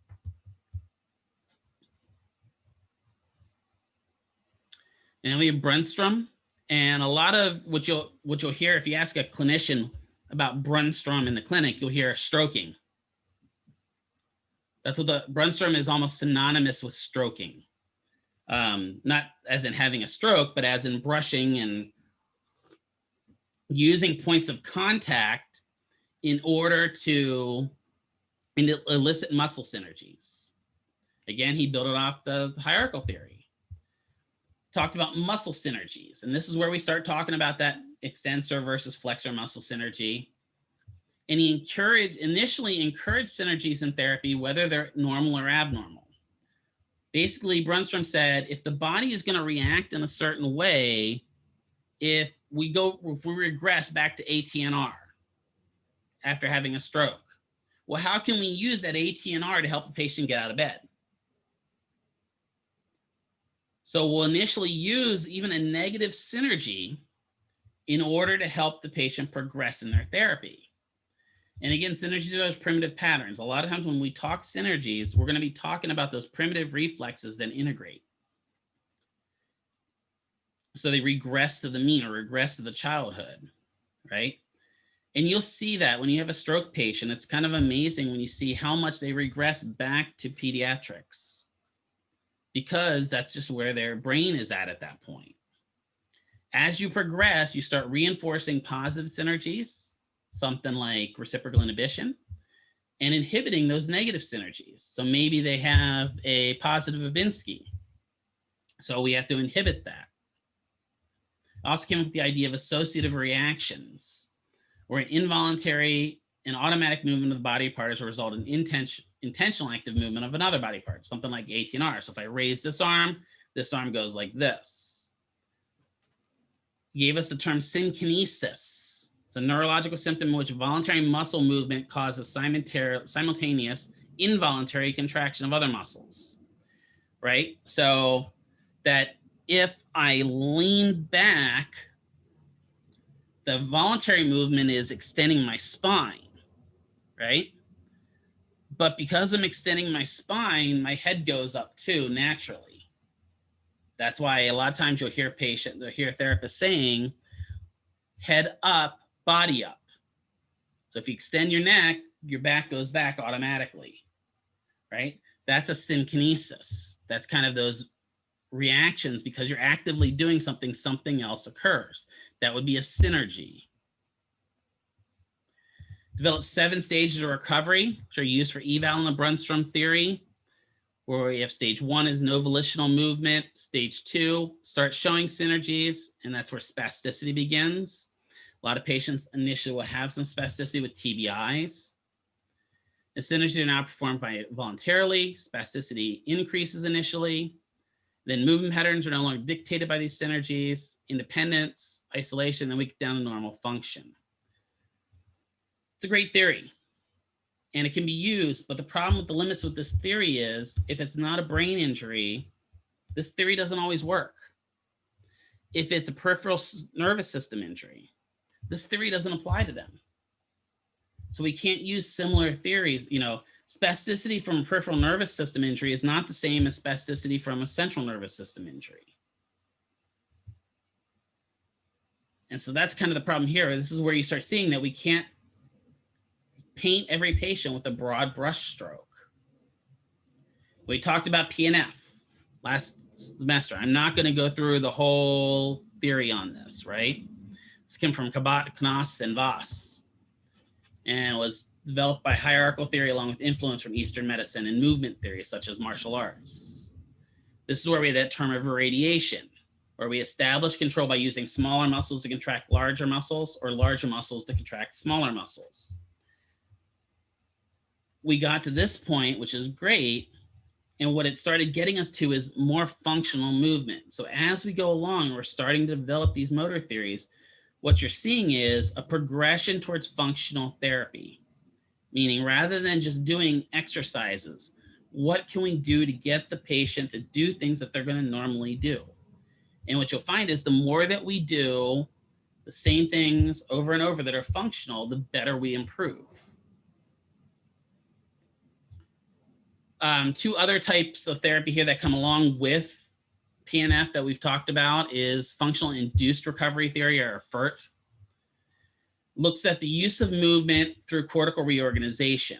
So some of these you'll hear when you're in the clinic, especially with stroke. So constraint induced or sit therapy.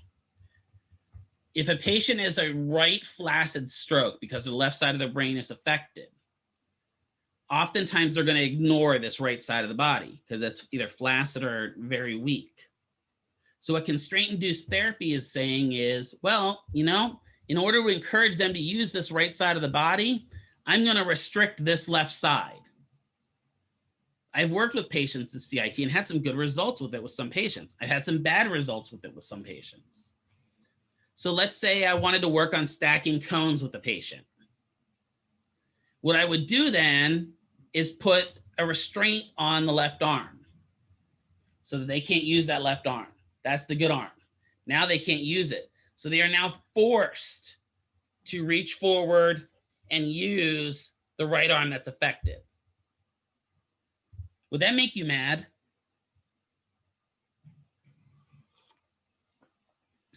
If you're in therapy, yeah, it could, right? That's the downside to it. When I was growing up, I have a condition in my left eye called lazy eye. And we use constraint-induced therapy, right, it is more work. We use constraint-induced therapy because lazy eye used to be thought as a problem with the muscles of the eye. So I can remember going to eye therapy as a kid because my vision in my left eye is really, really, really bad. I mean, that's how thick my glasses are, and those are ultra thins. Like, I pay ridiculous amounts of money to get my glasses as thin as possible. I basically have Coke bottles for lenses. But what we did was I would go to therapy and they'd put a patch over my right eye. And so the thought process is by removing my functional eye and being forced to use my bad eye will improve. We did this function in martial arts as well when I was coming up through, is if you had a dominant side, say my right side was my dominant side, our instructor would say, if you did 10 reps with the dominant side, do 15 reps with the non-dominant side. Does it work? It works for certain things. The eye thing does work if it's muscular. That's the thing, Renee, is if it's muscular, it can actually show improvement.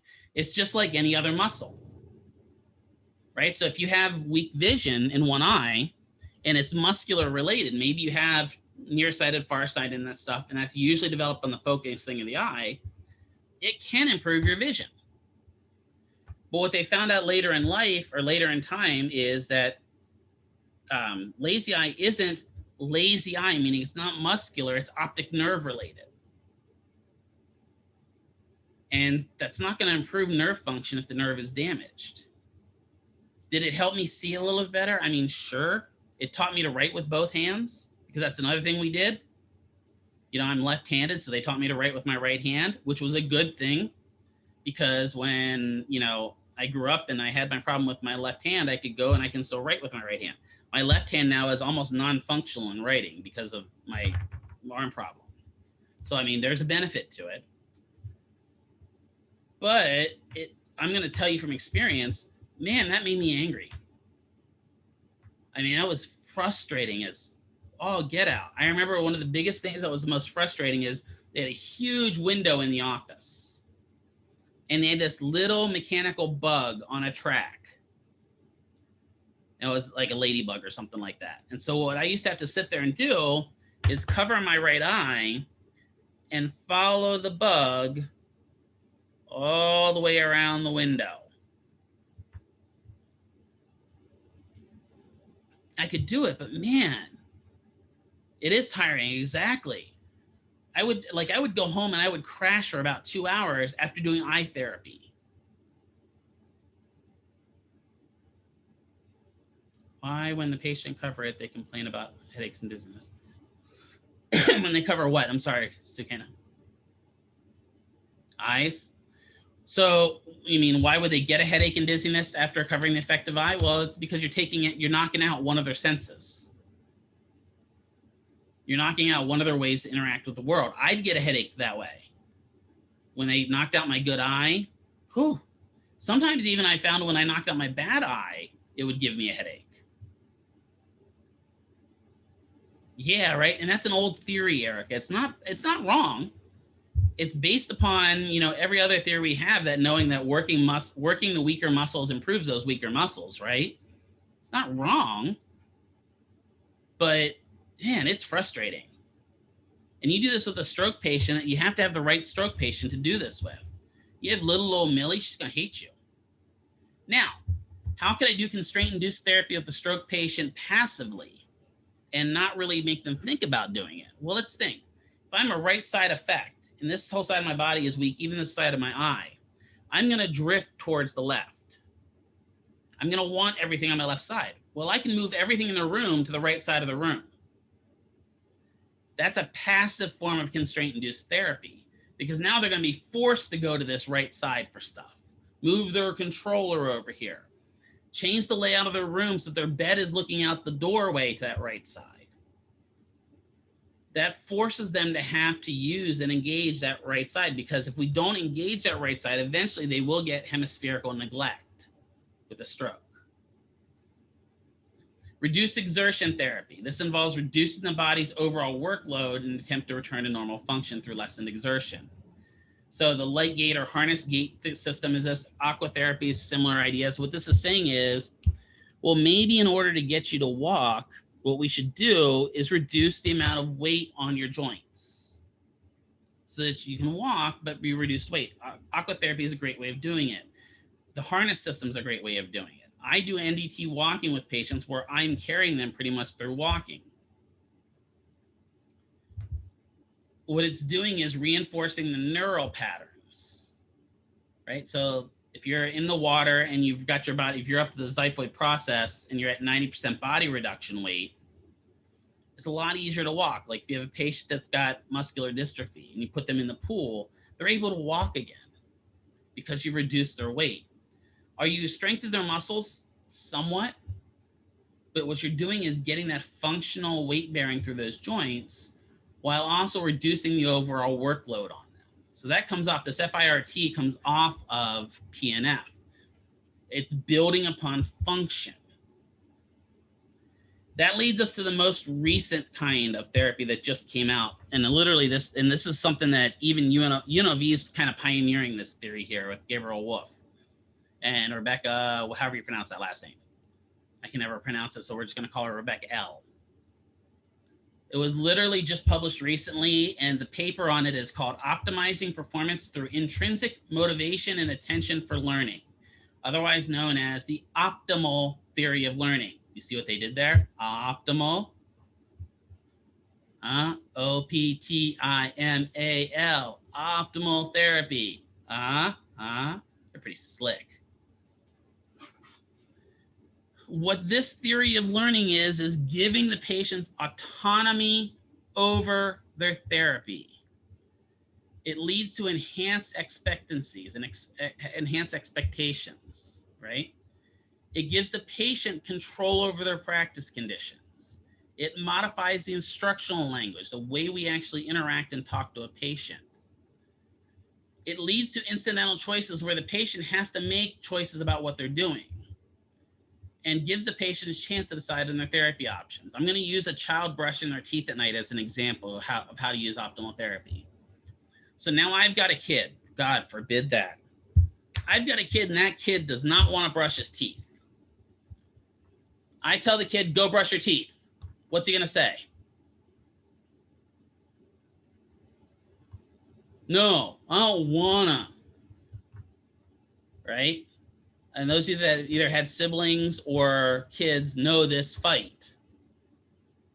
What are my two options there? If I say, go brush your teeth, what are the options the kid has?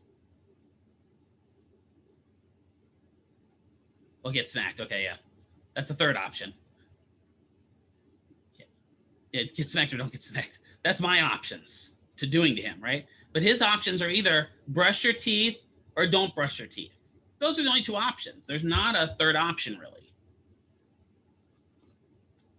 And when it comes to kids, they're going to pick typically the most confrontational option because it's ingrained in them to be little pains in the butt.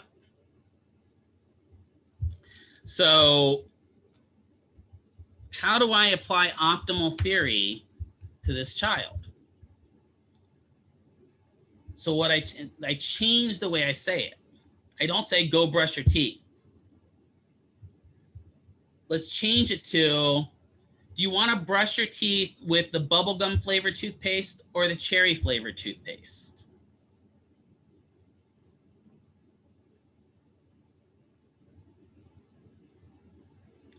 Now, does a child have at that point the option to not brush their teeth? No, I've taken that option away from them.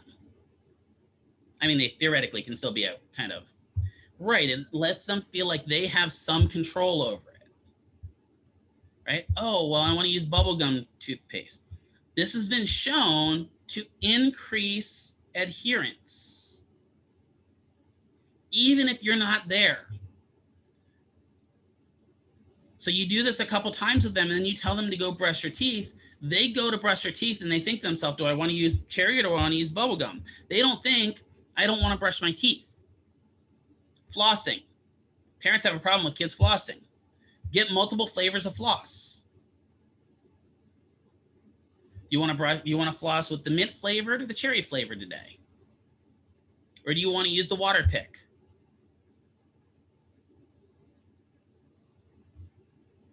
That doesn't give you the ability to say, no, I don't want to. It says, gives them an option and feel like control, right? So this gives, relating it to therapy, this gives a patient a modicum of control, right? Let's think about your traditional therapy clinic. I'm not gonna name any therapy clinics, but let's just call our clinic BTI. So basic therapy integrated. What type of control does a patient have over the, if you're in a clinic, you're a high volume clinic, you're seeing 40 patients an hour, right? And you're mainly treating with techs and anyway, what type of control does a patient have over their therapy? What do they learn? How do they learn what they're supposed to do? They should have full control, Kelly, right? But do they really? Yeah, right. So they're given, here's your list. Here's your list, right? Told by the T. Here's your list. This is what you got to do. Right? Patient comes in every day. They know that they're going to come in. They're going to go on hot pack with stim. They're going to go from hot pack to stim. They're going to go over to the high-low table and start doing bridges and planks and blah, blah, blah. And then once they do bridges and planks, blah, blah, blah, they're going to go over to the cable machines and do some rows. Once they've done rows, then they're going to go over to the leg press machine and do a couple leg presses. And once they go through all of that, then they're going to get some manual stretching done, and then they're going to go on ice and they're going to go home. They wash, rinse, and repeat that, 60 times. Do they feel like they're in control of their therapy? Yeah, they're not progressing. So you would feel that you're in control that way? I would say I would not feel in control. And I felt like that when I'm in therapy. I feel like no one listens to anything I say. They can if they have their own, yeah, that can be part of it. But now let's change it up. And maybe, Erica, this might be something to try with your students once when you do martial arts. Because when I tried this when I was teaching the martial arts, and I didn't even know about the optimal theory, but there was a guy that was writing about this way back when I was teaching full time in the martial arts, talked about allowing the students to kind of come up with a plan for the week of martial arts, what they want to do on Monday, what they want to do on Tuesday, Wednesday, Thursday. And then giving them options. Do you want to do techniques first? Do you want to do forms first? Do you want to do sparring first? By doing stuff like that, you give a patient the ability to feel independent. You get patient buy-in. And when you get patient buy-in, that the actual expectancy of the patient for you to get better is greater. There's actually greater adherence. And they've done research. Read the paper that they wrote. It's really fantastic. They actually did two different types of, they did a control group and a test group. And what they did was basically have patients throw a ball at a target on a wall. And the first patients that came in, the control group, they told them to pick up an orange ball. They had 5 or 6 different color balls. Pick up an orange ball, reach back, throw it at the wall.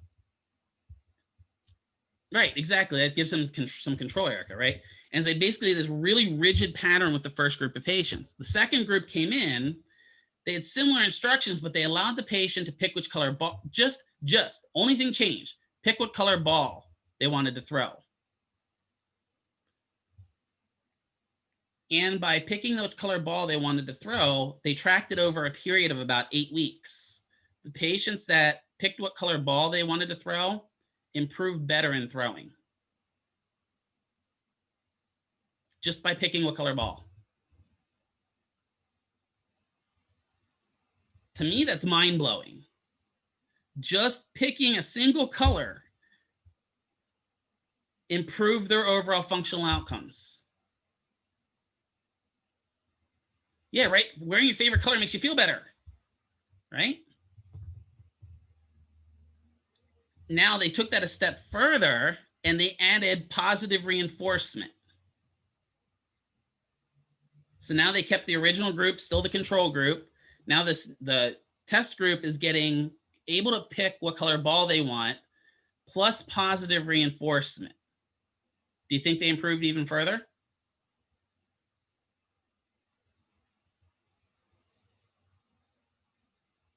Yeah. Right? They even got better than they were getting before. And so then they changed it, and they didn't give the patients that were the control group negative feedback. But what they gave them was very critical feedback, right? Like mother-in-law type feedback is the best way I could describe it, right? And Erica's like, ugh. You know, where maybe when they were throwing it, their arm went too far out to the side. And so you critique them, say, you didn't bring it in enough, Johnny. And those patients actually got worse over time. They declined in performance.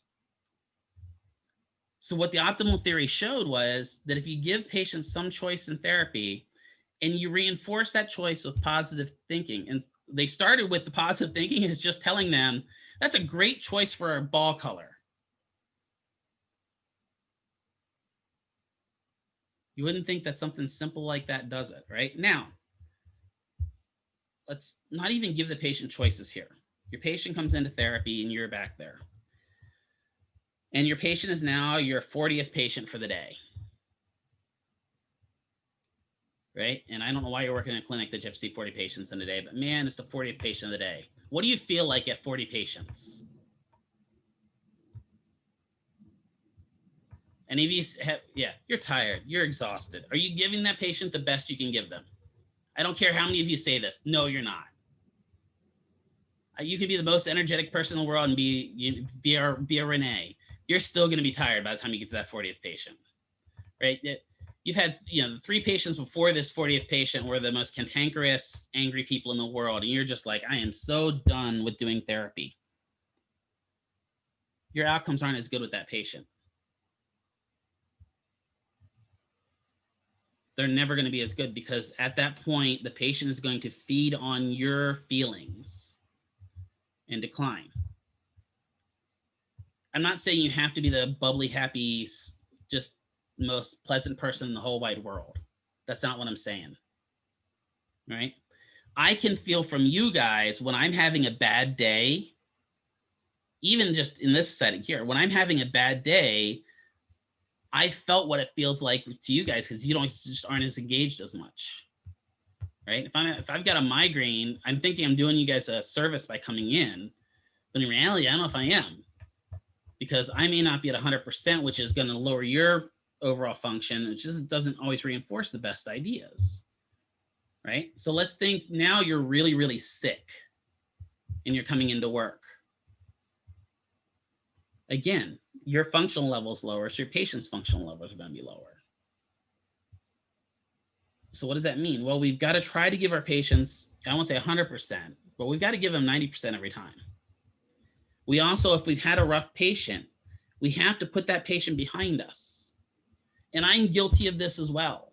I'm not immune to this. I've had a patient that just literally just lit me up, and I was angry, so angry. And I go to that next patient, and it's not intentional, but you can almost say that you're taking it out on that next patient because the previous patient sucked just horribly, right? So the theory on that is the more options you give your patient, the more positive feedback you give your patient, the better their outcomes are going to be in the long run. And then also, if you involve that patient in their goal settings, guess what? Things get even better, right? I remember my martial arts instructor, one of the first things, and I don't know if he knew about these type of theories or not, one of the first things he asked me is what I wanted, what was first class, why did I want to come to martial arts? And that was a really tough question for me. Number one question was I was tired of being beat up because I was a nerd. But I wanted to become a black belt. That was what I told him. And he looked at me and literally said, as long as you do your best, you will eventually get there. Sure enough, it was true. I watched a lot of people that didn't give their best and didn't try hard, never make it there, but I made it there. So there's some theory to that of talking to your patient like a human being, like you would want to be talked to, right? And giving some autonomy over their therapy that'll improve their therapy outcomes. So motivation, enhanced expectancy, we talked about some positive feedback, socio-comparative feedback. This is something we can't do in educational field, but I think that would be better, right? How many of you guys compare your grades with your peers? No, we can't do it in the academia. We can't do it, right? Yeah, I'm like smiling. I look over at Johnny's paper over there, sure, right? There is some science behind trading tests and grading each other's tests. There actually is some science in that. Because when you know that the person beside you is going to grade your test, does it give you yeah, right? Did in high school. Did you ever get that feeling like, okay, I've got to work a little harder because I know that maybe you're sitting beside the guy or the girl that's your crush? Yeah, right? I've got to do better, right? Or not a FERPA watch anymore, exactly. Self-modeling, right? If you're having patients do exercise and you can't do the exercise, it's not a very good idea, right? You have to be able to do, or at least have somebody that can model the exercise for you. If you can't do bridges and planks, have somebody that can demonstrate them for patients, right? If you talk a patient up and tell them it's difficult, it makes it seem difficult. Now, I did the reverse of this, or I actually did this with this lesson. I told you this was going to be a hard lesson, right? And I told you how difficult these first two lessons are going to be and that they're most pain in the butt and they're very slow. What I'm conditioning you for is to focus on these lessons, and when we get to the next lessons, they seem easier, even though the rest of the lessons in this whole course are hard. If I get you focused on these two lessons, the rest of the lessons seem easy by comparison. A little psychology, right? Conception of ability is not necessarily always equal to ability. Sometimes people think they're better than they are. Some people think they're worse than they are, right? It's extrinsic reward. Something has got to reward them. Children are great for this. If you do this, you get that. What about work? Do we have extrinsic rewards for working? Promotions, bonus, salary. Even doing this program, there's an extrinsic reward for you, which is a better career. Right, or hopefully. I mean, maybe some of you guys are independently wealthy and you're just doing this for fun. And having a positive affect is big. So this is kind of talking through the cycles from that optimal theory of motor learning. I'm not going to read through them, right? Let me see what I got coming up here. Let's finish this next slide, and then we'll go into true motor learning here. Because we just talked about the theories, now we'll talk about true motor learning. If we have a patient that has an injury, a problem, a concern, a stroke, a TBI, Parkinson's disease, MS, MG, ALS, MD, any of these diseases. When we provide intervention to them, we have to come up with a framework for these interventions. Our goal is always to get them to premorbid conditions, but what if we can't? Right? So that's where we have to think about this. So compensatory is a technique for substitution, adaptation, or replacement to return someone to a premorbid state. Compensatory technique would be something like, I had a stroke and I can't balance now when I'm up and walking, so you give me a walker to provide me with support so that I can compensate for my lack of balance. That would be using a compensatory technique. Restorative, this is exercises, techniques used to improve decline in function to return somebody to a premorbid state, right? So maybe I've got a weakened over cardiovascular system. So you're doing endurance work with me to restore myself to full function. You're trying to get me to premorbid state or as close to it as you possibly can. Functional intervention strategies, techniques that combine both compensatory and restorative to adapt to the environment and return to premorbid state. So when we get to functional intervention strategies, now we've stopped focusing so much on compensating, we've stopped focusing on restorative. We're now going into the real world and doing real world things. How does a patient balance a checkbook? How does a patient walk around a grocery store? How does a patient pick up their granddaughter? That is looking at functional techniques. And then we have motor learning, which technically could be looked at restorative, but it's looking at the parts of the whole idea. Taking a patient back to the basics. I mean, you can take a patient that maybe has trouble with gait all the way back to crawling. If you think that regressing them back that far to crawling is going to improve their overall gait. And there's a lot of theory out there that shows it. That if a patient is that poor, that their gait, they just can't walk, well, let's take them back to rolling. Once we get them past rolling, let's take them back to getting them on quadruped. Once we get them on quadruped, let's get them to walk to crawling or to creeping. Then we get them to crawling. Then we get them to creeping along furniture. And then we get them to walking. And there have actually been studies done where it shows regressing that far actually improves a patient faster because there's already a motor plan there for it. There's not a motor plan in a patient's brain for how to recover from a stroke. We don't have that. But we do have a motor plan in our brain how to go from being a baby that can't even roll over to creeping along furniture to walking. There is a plan for that. It's ingrained in us. So if we regress to that area, sometimes we can actually get the patient to walking faster. And there's a couple different psychological studies, one of them done by Bacriata, who shows when his father had a stroke, couldn't walk, wasn't getting any better in the hospital. So he took him home. And instead of doing your normal, put the gait belt on your dad, force them to stand up, slide their feet along as they're walking, he started with his dad on the floor, getting up on all fours and doing rocking.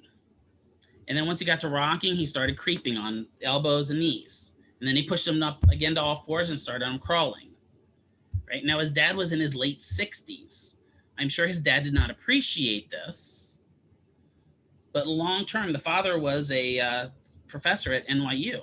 Long term, the father actually got back to teaching.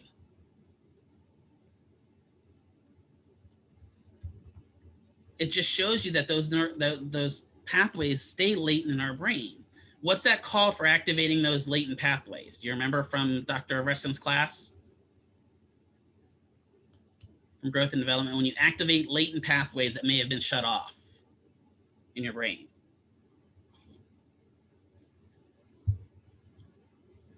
Neuro what? Plasticity, yeah, right? Same idea, and you can see it in certain functional MRIs of patients that are blind. If you have, say you have an optic nerve severance, your nerves never grow to your eyeballs, no optic nerve, and this happens sometimes with patients. That is a truly blind patient. Does that mean their visual cortex does nothing? No. And if you actually do a functional MRI on that patient, a lot of times what you'll see is when they're listening to things, their visual cortex lights up. It's really interesting, right? And so some of those patients you can teach to echolocate. Not me, mind you, I've never done that. But there are specialists that teach those patients how to echolocate. And I'll find a video of that here before when we come back from break.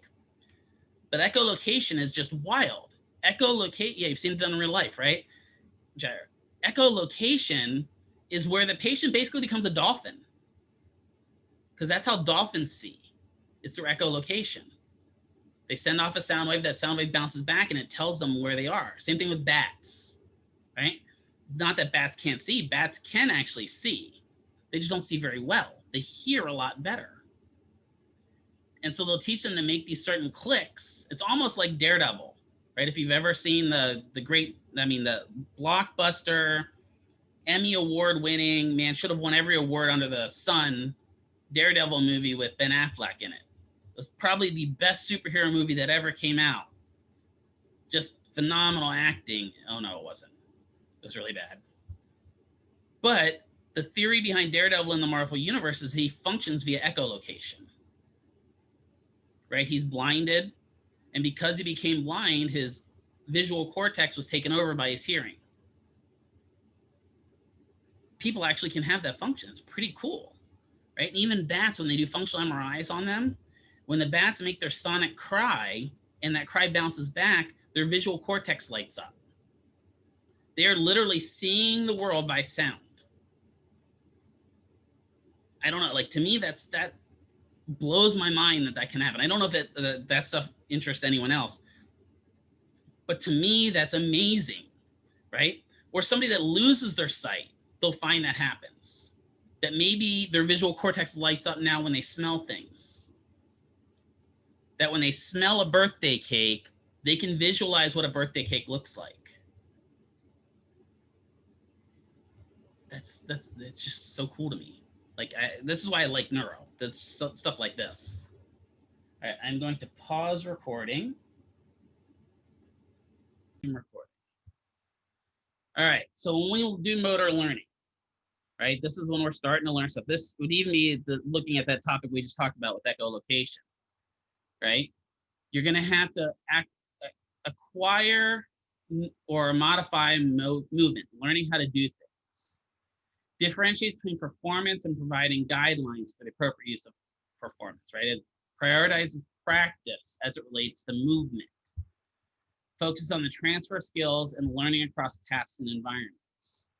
So when we talk about motor learning, there are three different stages. We have the cognitive, associative, and autonomic stage. So the cognitive stage is where we have, my voice seems muffled again. Did it switch on me? No, it's still there. Maybe I got to slide forward. Is that better? I slid back a little bit. Maybe that's what it was. All right, probably slid back too much. I'm sorry. I have my boom coming in shortly, so my microphone will be up here soon. And that'll fix it all, because then I'll be super loud. So the cognitive stage is where there's a consistent need for feedback, and there's a consistent need for functional cognitive processing. So this is where your brain is doing most of the thinking. When you treat a patient that's in cognitive motor learning, controlled closed environments are best, meaning being in an environment where everything else is shut out. There's no other people, closed rooms, single cohort where you're working with them one-on-one is the best environment for these cognitive learners. What are the characteristics of somebody being in this space? Well, they're going to make a lot of mistakes, right? They're going to have inconsistent attempts and performance, meaning they'll do some things good, they'll do some things bad. They're going to repeat their efforts to allow for improvements in strategy, not necessarily in performance. So when you're in the cognitive stage, you're not going to improve your performance. You're going to improve is your ways of learning how to do things. And the brain is going to be consistently active. You're going to be constantly listening, observing, and processing feedback. A lot of times when a patient's stuck in this phase, you'll hear them say something like, let me think about this before I do it, right? What you're gonna find is the STD method is very effective with these patients. Once you bounce from the cognitive stage, the next phase you move is the associative stage. This is the intermediate stage of learning, where performance is more independent, and you can now, the patient's actually starting to figure out when they do things right or wrong. They're no longer getting that feedback from you. Person now starts integrating feedback with performance. So when you give them a piece of feedback, they're like, oh, this is how I messed up that, right? Closed controlled environments may not be the best idea here. Still a controlled environment where you're controlling everything going around them, but open environments where there's more distractions may be more beneficial. So maybe a gym, or maybe in the actual therapy clinic versus a private room in the therapy clinic. That allows for a little bit more distractions and allows for the brain to associate this with normal movement. The characteristics of associative are decreased errors, increased understanding of errors. So when they make, they're going to make less errors, but when they make an error, they're able to understand the error they made. They're not going to require as much brain work. They're able to do things a little bit more automatic. They're starting to get into the next phase, which is autonomous. The skill refinement and increased coordination of movements is happening from doing repetitions. So now they're starting to not necessarily, when they repeat stuff, it's not so they can learn how to do it. They're now doing it so they get better at it. And so they'll associate effects. So they'll say, oh, when I get out, this is like when I get out of bed and I do this, or this is, oh, this is just like when I brush my teeth. That's getting into that associative phase. That's where they're starting to associate activities with the real life. Guess what? Show, tell, do methods effective with these patients. What you're going to find is show, tell, do methods effective with all patients. See, it says at the bottom, effective with all patients. Autonomous or autonomic phase. This is where the final stage of learning, where the person improves the efficiency of the activity without great needs for cognition. Person requires less and less, maybe even no feedback to further enhance their skills. And then we're going to start opening the environment, moving them from a controlled environment to chaos. The more chaos we can integrate into their therapy session, the more it's like real life, because we don't function in this little closed environment. Right now we may, right? We all live in our little domes, and that's kind of where we're at. But in the real world, things aren't like that. Things are messy, right? It requires an autonomic or an automatic response, meaning they don't even have to think about doing it. You tell them to stand up from the bed, they just do it, right? Error-reduced performance regardless of environments, meaning that no matter what environment you put them in, they're not going to have as many errors, and they're going to be able to correct those errors a lot faster. The patterns become automatic. More than one task can be performed at once. Now, maybe before where you're working on them standing up, and that's what you worked on through the cognitive stage and the associative phase. Now when they're standing up, now they're catching a ball, because now they can do more than one task. Your external feedback should be limited, right? You're not going to give them as much individual feedback, and the person that's in the autonomic stage gets kind of offended sometimes if you give them simple feedback. They're getting a lot more of their feedback intrinsically about how they made mistakes. And this is a great quote here. Amateurs practice until they get it right. Professionals practice until they can't get it wrong. I really like that quote, because this applies to this, right? What it's basically saying is those in the cognitive and associative phase practice until they get it right. When you get up to this autonomic phase, you're now practicing so you don't make mistakes.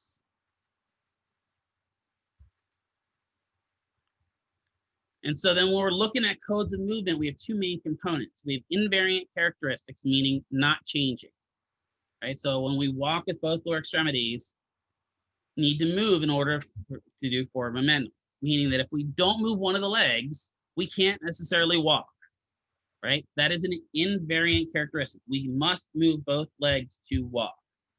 That's just cut and dry. You can't walk if you don't move both legs, right? You can't get out of bed unless somehow you sit up. Those are invariant characteristics. Then you have your parameter characteristics. These are the things that can change. If we're talking about walking, cadence, stride length, step length, speed, direction, force, all of that can be dynamic and can change. So your invariant characteristics are the things that aren't going to change. They're usually the root basics of what you're doing. But the parameters can change. How you're doing it, where you're doing it, why you're doing it, all can change. And so when we're learning about it, one of the first things when you're in the cognitive stage, you've got to learn your invariant characteristics first. Once you get the invariant characteristics and get the basic parameters, now we can start modifying those parameters and start changing the way we do things, right?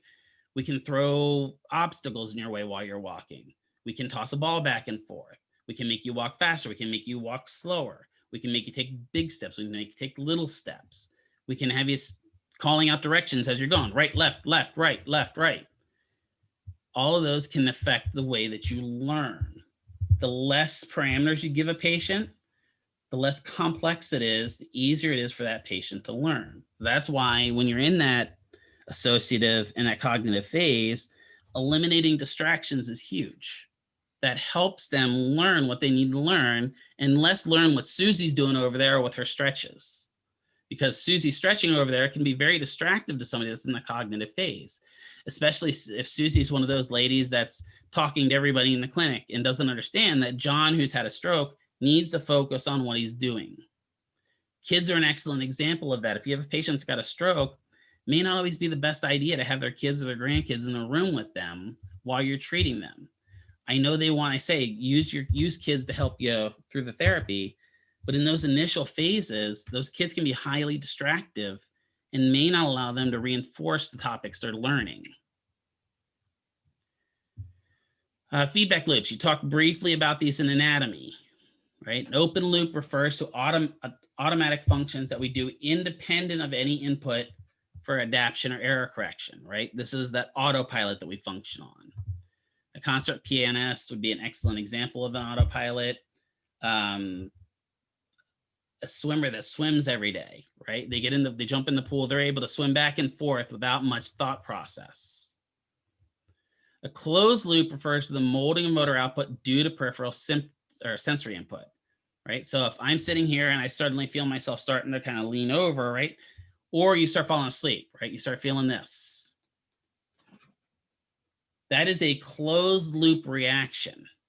Because what's happening is you're getting peripheral sensory input that the desk is getting closer and closer and closer and closer and closer. So your body reacts to it, right? It's not necessarily an autonomic reaction, right? The autopilot is actually you going to sleep. That's your body on the open loop. It's just like, okay, it's time for a nap now. And then your closed loop says, no, it's not. And you sit upright. So 75, Richard Schmidt proposed that the nervous system may possess both loop systems. The two are blended because of the complexity of human movement. That's where the schema theory came from. So training. We talk about training, we're going to talk about learning with the patient, right? What is training to the patient? Training is the first portion of what you do with the patient in any setting. This is the point where you want to accommodate to your patient by teaching them at their level, in their receptive style, including language, and to their learning style. We've all learned about these different learning styles, right? The auditory, the visual, the kinesthetic, and then the blended learner. Most of you at this point in your life have probably learned what your best style of learning is, right? Some of you are very auditory, so this is really good for you. Renee, I'm going to use her as an example. She wanted the video in the picture, which tells me she's got a little bit more of a visual learner. That's okay. Everyone learns a little different. Some of you are kinesthetic. You really want the hands-on lab stuff, right? And then some of you just are blend. Me, I'm a visual learner, but a little different. I don't learn from watching videos. I learn from reading. Give me something to read, I can learn it. Give me something to listen to, I can learn it. Not the best at hands-on stuff. It takes me a little bit, and it takes me a little bit of cortical processing in order to get things right. So we all kind of learn things a little bit different way. But it doesn't matter what style of learning you are here. If I teach you, or if all of the stuff I'm teaching you is in Russian, you're not going to learn it no matter what your style is. Maybe visual. You might be able to pick it up from watching. right? So it has to be in your receptive style in order to maximize your learning, right? And learning styles have a lot of things in common. All of them are going to result on peripheral input, and there is crossover, right? Visual and auditory are very close to where their cortexes are. So there's going to be some crossover between those two different learning styles. Kinesthetic is closer to the auditory cortex, which means you're probably going to blend more better there. So there's going to be crossover. People are going to be geared toward multiple learning styles, right? You can change over time, right? You can be a kinesthetic learner when you're young and an auditory learner when you're older. Maybe a visual learner when you're older, because you go back to reading books when you get older. But could a person ever have none of the learning styles? What do you think? Could a person ever not have a learning style? No, you have to have something, right? You have to be, there has to be some sort of a style that you learn by. Now, what if maybe you have a brain problem? Maybe then, right? Maybe you had a stroke and it's blown out your visual and auditory cortex and kinesthetics out of the way. Maybe then you could have no learning style, but it's not something that you're born with. You were born with some sort of a learning style and you develop as you grow older. Can you get better at the other learning styles? Yeah, absolutely. Right? That old term, practice makes perfect, right?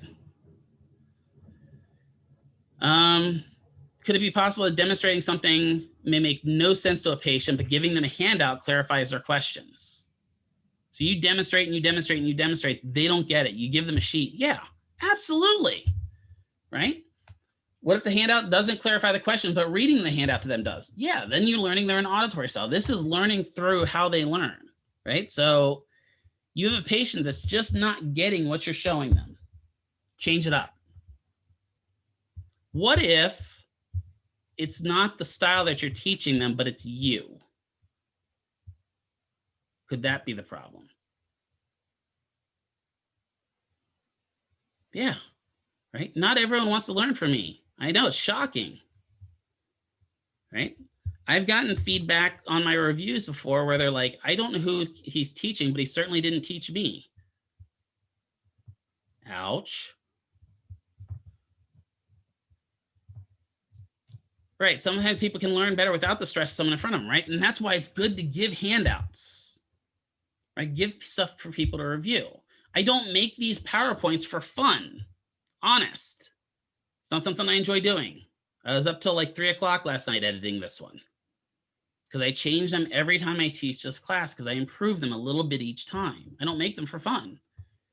But some of you are going to go back and read through this again and learn a little bit more from just going back and doing, or maybe go back and listen through it and go, oh my God, Mr. McKeever, now I understand what you're talking about with that.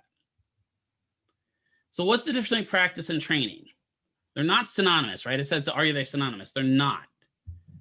Training is what leads to practice. You are going to train someone, show someone how to do that, and then they are going to practice. So teaching somebody how to stand up, right? We're going to use that as an example. The first thing you have to do is train them on what to expect. So this is what we're going to do. You show them how to do it. Then you're going to tell them how to do it. And then you're going to have them do it. It's almost like that STD keeps coming back here. But there are different types of practice. Parts to whole practice, where you break down individual parts of what you're going to do before you do it, right? So let's talk about that sit to stand. So I'm going to lean back a little bit from the mic here, but I'll increase my volume in my voice. I'm getting ready to stand up, right? So I'm back in my chair. What's my first part of sit to stand? Nope, there's one before that. One before leaning forward. There we go, edge of seat. Everyone forgets that one. So scooch me up to the edge of the seat. Good, now I'm out here. Now I got nose over toes, right? So I got leaning forward. What's that next phase that happens? I'm here. Now what do I do next? The next technical phase is called hands over the armrest I could, right? The next technical phase is called the point of lightness. The point of lightness is where I feel my ischial tuberosity is doing what?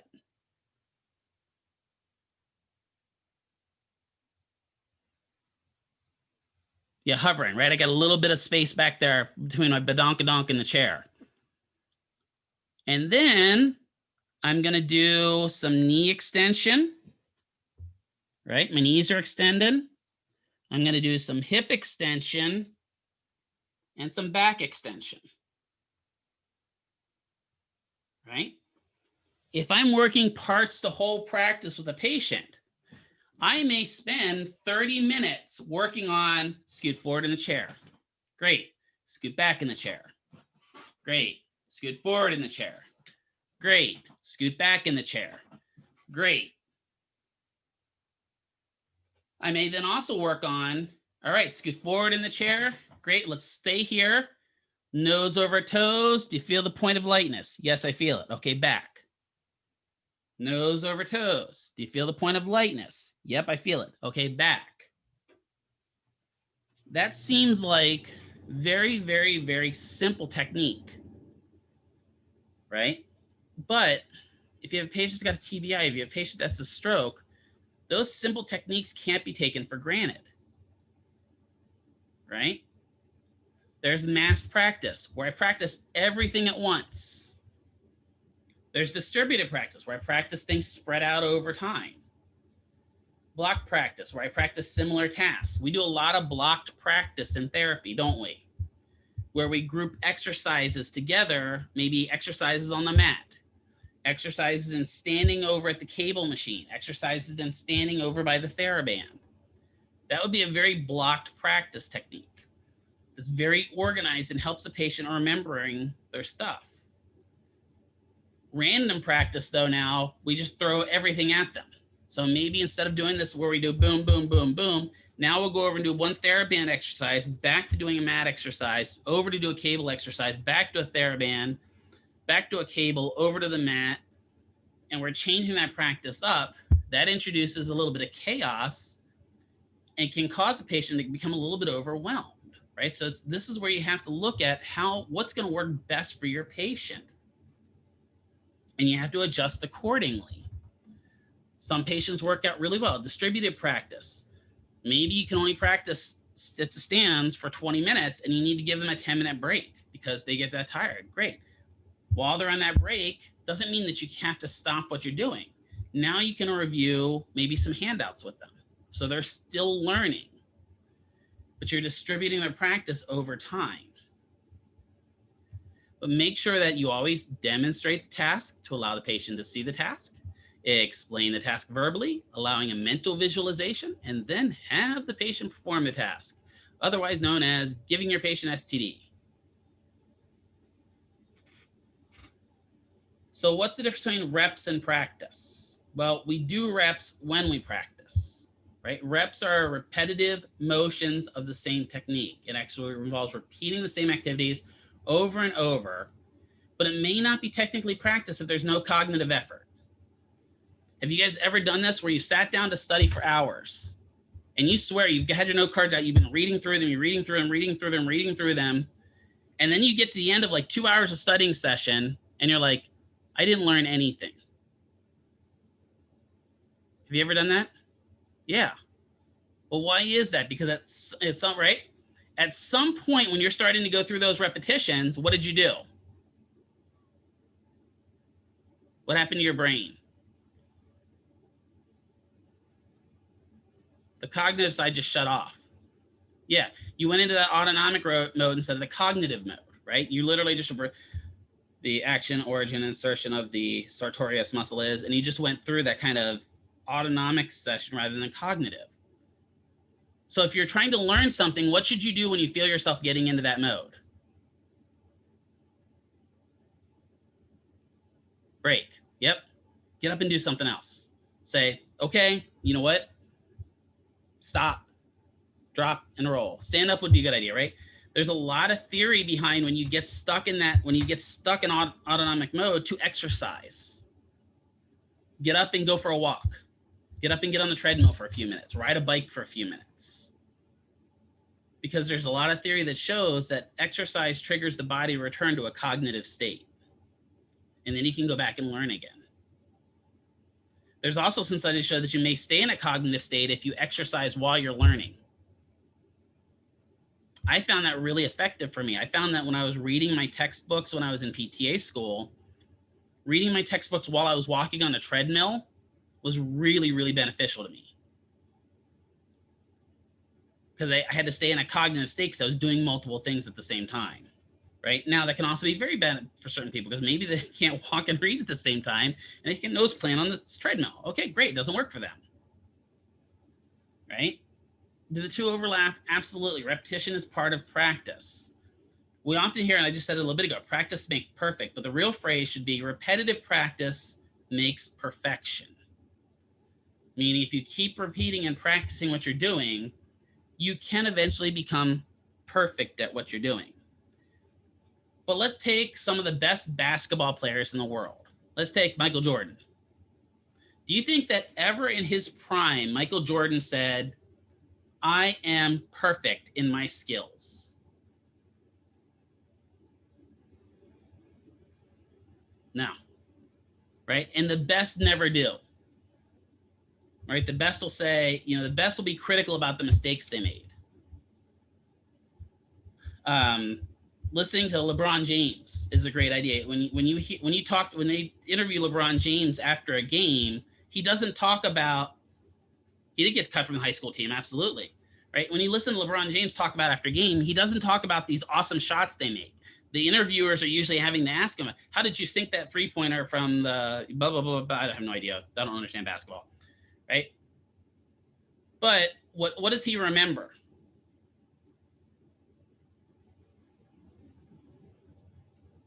Yeah, he remembers when that one player crossed him over and almost broke his ankles, right? That's what he remembers. Last night, again, big old NASCAR fan, right? I was watching the race last night, and there was one point at the end of the race where the leader of the race was getting ready to restart the race, and he comes across the audio and says, I've got something for them. And sure enough, he did something that caused the second place car to make a mistake. Well, why is that? Well, maybe because that second place car hasn't started practice restarting as much as he has. It's Kyle Busch, who was the one, or Kurt Busch, who won the race yesterday in Vegas, who was also a Vegas native, has raced for years. And he has trained for that for most of his life. And he even said at the end, when they asked him about it, he goes, well, I could have done this better in my restart. And you're like, dude, you won the race. You took off and you blew them all away. But what he found was that he spun his tires a little bit taking off. So he knew that he had made a slight mistake and could have actually been better. That's how the best perform. So facilitation. How do we facilitate this process of learning? Well, we can do manual facilitation, right? This is usually the hands-on stage, the most important, especially in the cases of neural deficit. This is where we give patients kinesthetic input. What does kinesthetic input mean from us? What are we doing to the patient?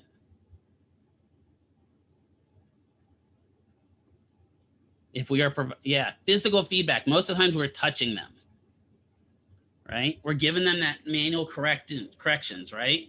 It assists in their error correction and provides external stabilization. Maybe we got a gait belt on them. And it assists with their strength deficits. Maybe we're blocking their knees when their knees are buckling. We're going to progress from that manual facilitation or guidance to standby facilitation or guidance. That's where, as they start improving, we reduce the amount of hands-on contact we have with our patient, right? We go from that max assist, go back to maybe min or mod assist, then we go to min assist. It is, kinesthetic is tactile cueing, right? And we're always going to start tactile, move to verbal or verbile, right? Until we move to complete standby cues, right? We always want to start that hands-on, that tactile cueing. Patients react really well to learning from you touching them. It's just proven that they learn that much better from hands-on, right? If you ask a patient, and you give them a feedback on, or if you give them a survey to fill out of what they thought of their therapy session, if you did hands-on therapy with them, even if you only did 15 minutes, they're more likely to respond positively to that therapy session. Because again, we're wired to touch people. And by decreasing that facilitation, you're increasing the patient's independence, which should always be the goal. What happens if we always stay in that hands-on phase? What do you think happens? What do you think happens if we're constantly touching and always hands-on to the phase with the patient? Yeah, it stunts their ability to become independent, right? They don't progress. So hands-on can be a good thing. Hands-on can also be a bad thing, because some patients will get addicted to that hands-on, especially like stretching and joint mobs. They become kind of addicted to it, right? So we've got to know when we got to phase out some of that hands-on activity. And then involving the patient in their learning program. Having them verbalize their own goals to you. Repeat them more than once. Helps them understand what their goals are. Have them grade their own performance. So how do you think you did today on a scale of 1 to 10? How do you think you did today on A, B, C, D, F scale, right? Have them identify their errors and solve them, right? If they can't solve them, that's when you provide them with feedback. Progress them to planning their own session. This is getting back to that new form of therapy, right? Where you're allowing them to choose what to do. And review their HEP multiple times throughout their entire time in therapy, right? And then also associate their HEP with clinic exercises. So don't just give them an HEP, a home exercise program, but make sure that it's related to something they're doing in clinic so that they can have that association going on, so they can maybe move to that autonomic stage. Just some things to remember is that in motor learning, there's not a phase one gets locked into. Patients can become stuck in phases, right? But that's where we come along and we've got to find the key to unlock it. That's where we've got to follow those breadcrumbs and figure out how to get them out of that phase. Can move fluidly through those phases. The patient progresses and regresses. Too much structure, though, leads to dependence. It's counterproductive, and it's counterproductive for them becoming independent. It's just like children nowadays, right? You can see it nowadays, and I'm not saying anyone in here does it, but all of you probably know that one friend that's the hover mom or the hover dad or the hover family, where they are around their kid constantly, providing them with constant structure, constant activity, constant blah, blah, blah. It stunts their growth. It does not allow them to become independent people. And then they wonder why at 29, Marvin is still living in their parents' basement. Right? Well, it's because parents haven't given that child the ability to be independent. In therapy, if you provide too much structure, it increases your workload. Right? If you have to be hands-on with every single patient, 45 minutes of every patient, it increases your workload. Not that that's a bad thing, and necessarily for all patients, but if you're doing it with every single patient, yeah, it can be really time-consuming and tiring. It can also cause transference, right? Transference is the bad word in therapy, in all types of therapy. It's where the patient attaches their anger, hostility, love, adoration, or a host of other possible feelings onto the therapist, right? This is where you're like, oh, okay, that patient's starting to get a little too touchy-feely for me, right? That's when you know they're starting to transfer on you. Or maybe where they start seeing that they start blaming you for them not progressing. They're starting to move into transference, and you've got to get them out of that. Or you've got to change therapists. You know, if somebody is in that where they're starting to do that, the doe eyes at you and blinking. Oh, you're so great. You're so great, Jaira. I really love you as my therapist. You're all I ever want. Do you think you can come to my house and do therapy with me on the weekends? Nope. Nope. I got Fall Guys on the weekend. Sorry. Right? So you got to watch out for that. And guys, I find that guys end up with females performing transference on them more than females have males transference. Males just get inappropriate with female therapists. That's just the way we're. And older females become inappropriate with male therapists too, but that's beside the point. But sometimes, especially in the case of like working with peds like I do, or maybe I have a single mom with a child that has special needs, and I'm engaging them and taking care of their kid, I'm filling that role that they don't have. And so there can be some transference there, and I have to be able to be aware of it, watch for it, and catch it before it becomes a problem. Because it can become a problem. It can become a very big problem, you know, and signs can be misconstrued. And yeah, trust me, it can become a big problem. That being said, too little structure or too little help results in effective learning, right? Just giving you guys YouTube videos to watch. Have one of my sensei and my kids. Yeah, exactly, right? It happens. I found that in martial arts too, Erica. It can really happen there too, but it's the same theory. It's the exact same theory, right? But to effect, so if I just came here and said, okay, we're going to learn neuro. I've posted all my YouTube videos up for you guys. Good luck. I'll see you on your final on October 29th. That's going to seriously hinder your learning, right? That doesn't mean giving you guys YouTube videos to watch is wrong. There just has to be structure behind it and reason behind it as well, right? If I'm doing an asynchronous class where I have you watch a video before you come in, there's got to be something behind it as to why I'm doing it. So these are the feedback type. We kind of covered these before. Not going to go through these individually, just read through them. Obviously, the two main types we have are intrinsic and extrinsic, feedback inside of us and feedback outside of us. Those are the main types of feedback, but then they can go through the different types along with it. Points of control, we talked about with PNF before, right? Your proximal points of control and your distal points of control.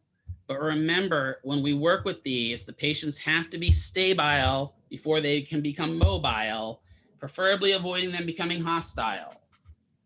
They must be stable in movement and stable in core before we can get them moving. If I have a patient that's got a spinal cord fracture, I don't want to get them up walking until that fracture has been set. Same idea. If I break my femur, I'm not going to stand the person up. I want them to get that fixed before I move them. Stable must come first, then we can become mobile. So, oh my God, how do I know what to do, Mr. McKeever? Well, most decisions in general are going to be done by the PT or your clinic's established plan of care. That's the good news. It will also include bias of your therapy your PT leans towards. I'm going to warn you about this. Most clinicians tend to have a specific plan of care to be followed for a specific demographic of patients, ACL pairs, TKR pairs, or TKR protocol, THR protocol, SAD protocols, TIA, CVA protocols. There's protocols for everything. Most of these established protocols have functional decisions as to what techniques will be done and what techniques over time. But clinicians themselves have this negative kind of effect. We tend to trend towards techniques we've recently learned. So what we've gone for continuing competency units on, or what we've always done, right? So if I go and I take a course on dry needling, right? This is kind of the theory that everything I'm going to see for the next 2 weeks is going to need dry needling. And why is that? Well, it's because, you know, I just learned it. It's new to me. So I want to use it on everybody, not realizing it may not be appropriate for everybody, right? So I've got to learn when it's appropriate, when it's not appropriate.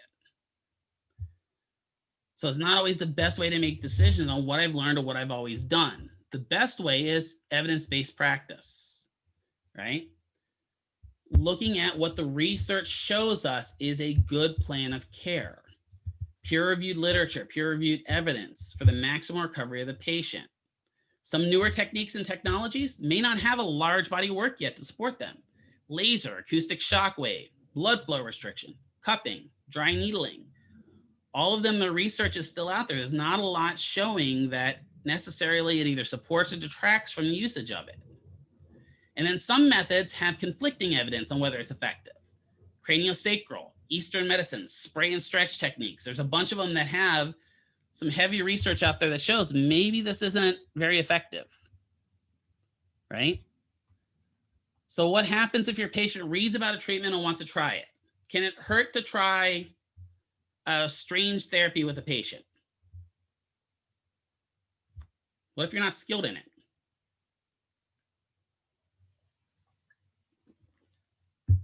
Patient comes in and says, I read about this blood flow restriction stuff. Can you do that with me? And you slap a blood pressure cuff on and pump it up to 200 millimeters of mercury. Let's do it. But don't think that doesn't happen. Right? It does. So, you have to make sure. I'm not going to do something I don't understand. That's a lot of times somebody will ask me, sometimes you guys will ask me a question about a certain therapy and I'll say, not familiar with it, so I don't want to speak about it. Let me look at it and get back to you. Somebody asked me about alpha wave once, I remember.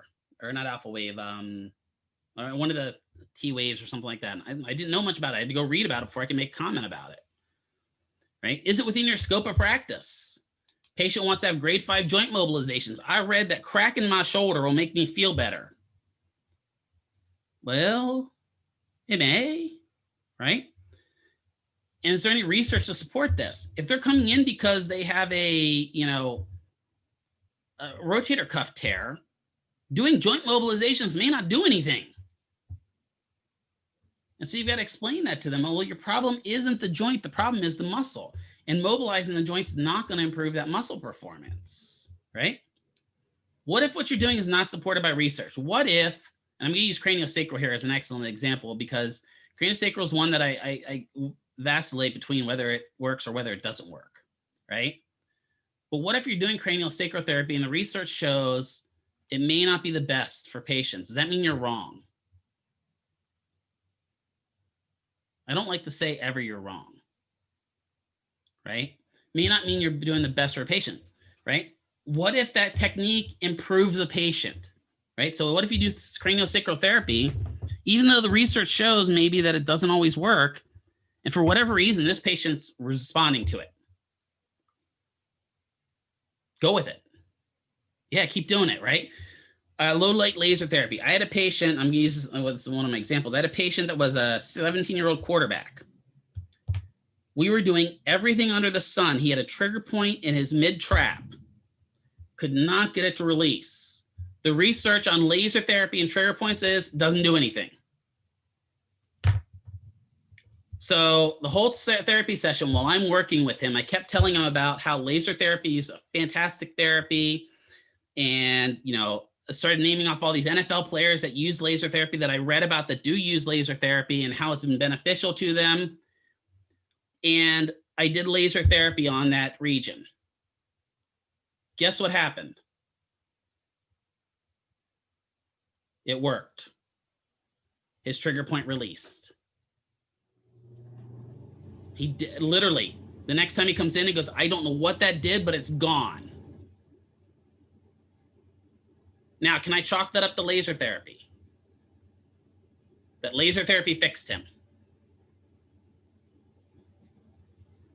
Maybe. Sure. Right? Could it also been psychosomatic? Yeah. Right? In my view itself, I didn't care because what I did was I helped a patient that we couldn't get solved. That was what was good. Right? And I didn't tell him anything false. I didn't tell him that laser therapy repairs all trigger points. I just told him about laser therapy and how it works and how it's being used in the NFL. And it's sold in his head that if NFL players use it and I'm a high school football player, it must work for me. And he was able to be discharged 2 sessions later after being in the clinic for 3 months with trigger points. And like everyone laid out the red carpet, they all bowed to me and they're like, oh my God, the solver of all trigger points. No, that never happened. They're like, you boom swaggled him.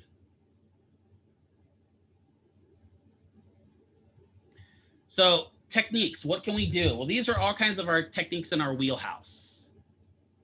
Right? We have strengthening, we have flexibility, tone management, postural control, safety awareness, sensory rehabilitation, stuff like that. I'm not going to go through muscle strengthening endurance. We've already covered that. I'm not going to cover flexibility management. We've already covered that in rehab and Therex. I put a website here that's really good for you to look at. We talked about the recovery theories and muscle strengthening. We've talked about flexibility already in Therex. I do want to talk about tone management. The difference between a hypertonic and a hypotonic patient. If the patient is hypertonic, that means the muscles are already kind of contracting up. They may be spastic, they may not be. What can we do for hypertonic patients? Well, we can do prolonged heat for relaxation. That means leaving the heat on for a long period of time. If they're having spasticity, cold has been shown better to inhibit spasticity than heat. So what type of cold therapy can we do if maybe a patient's having a spasm in their quad? What could we do?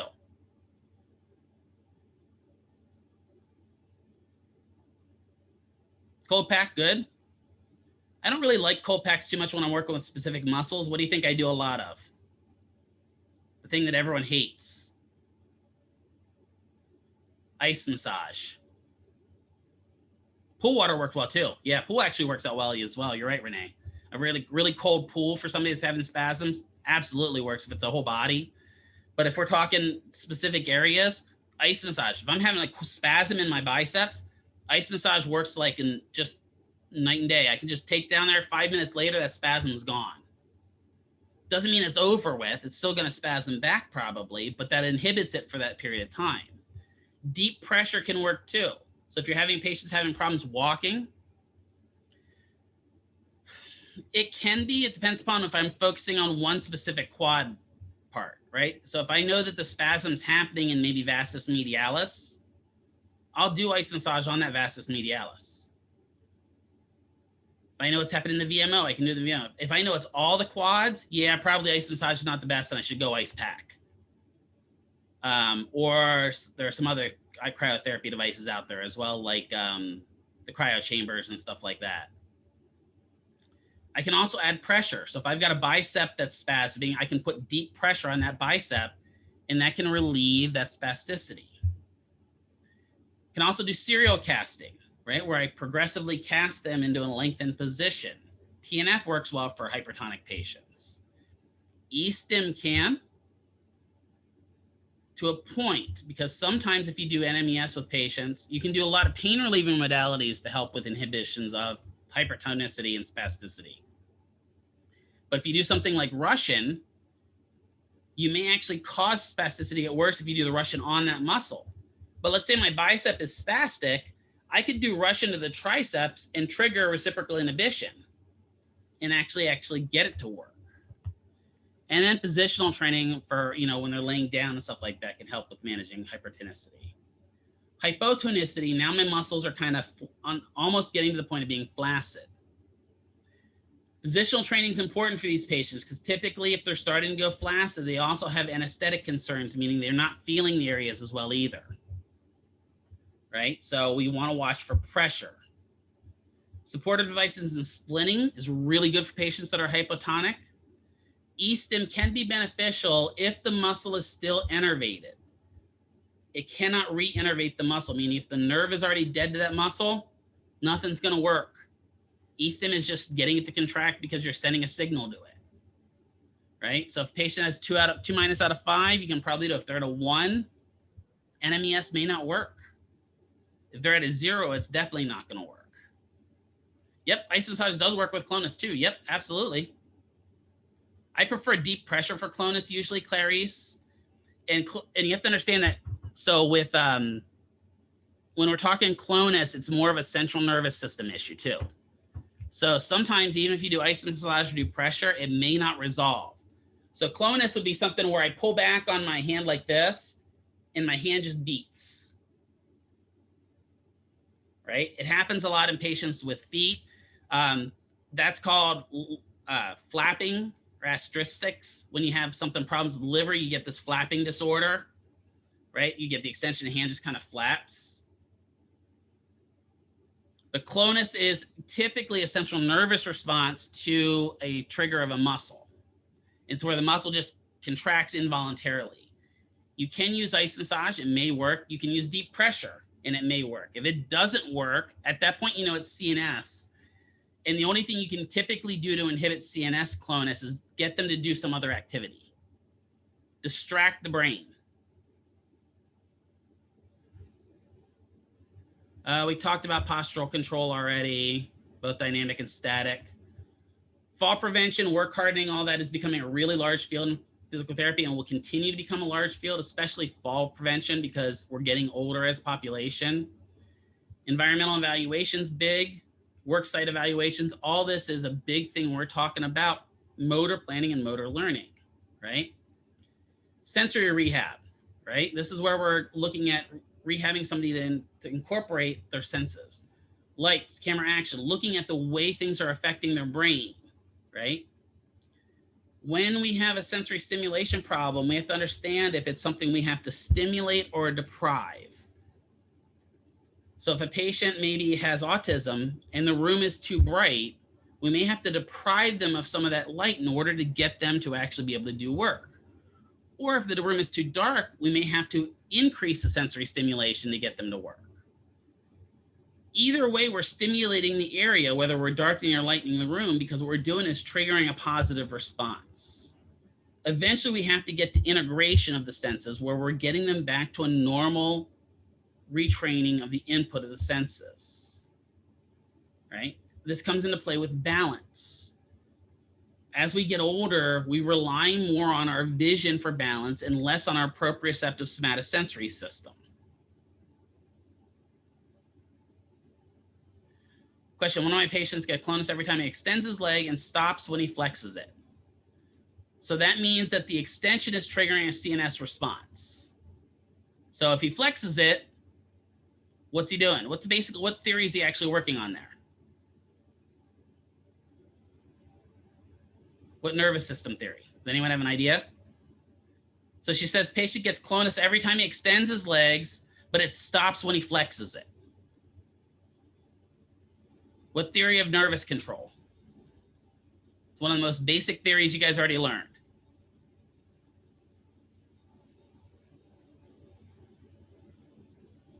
It's gait control. Gait control is not just for pain, right? Gait control, so when he extends his leg, it's sending a signal back. But if he flexes it, he's sending a different signal, and that stops that extension signal from going back, and so it stops the clonus. Does that make sense, Clarice?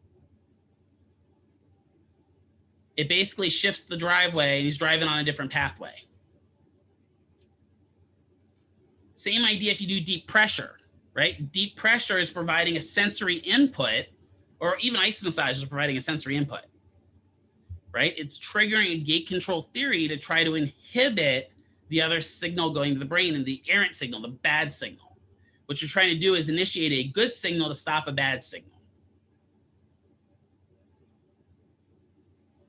Kind of like if you're trying to change your diet, right? If you're trying to change your diet, I'm trying to think of a good way to put this at. If you're trying to change your diet and you're constantly around cookies, is that going to be a negative impact to your diet? Absolutely, right? But if instead of keeping cookies around, you keep vegetables around, you've changed your input. Well, he may not feel them, but the spinal cord is still reacting to them. Right? That's going to be CNS. When I say CNS, it can even be at the spinal cord level. So a lot of clonus that happens at the spinal cord, at that, oh my God, the anterior horn cell. There we go. That's what I was thinking of. So a lot of the reactions occurring at that anterior horn cell, even though he's got a problem with paresthesia or whatever it may be, right? The spinal cord still has that reaction in it. It's still that anterior horn cell is still functioning somewhat. And that's what's causing that clonus to happen. What's happening really is the clonus is causing that anterior horn cell to work harder. Yep, right.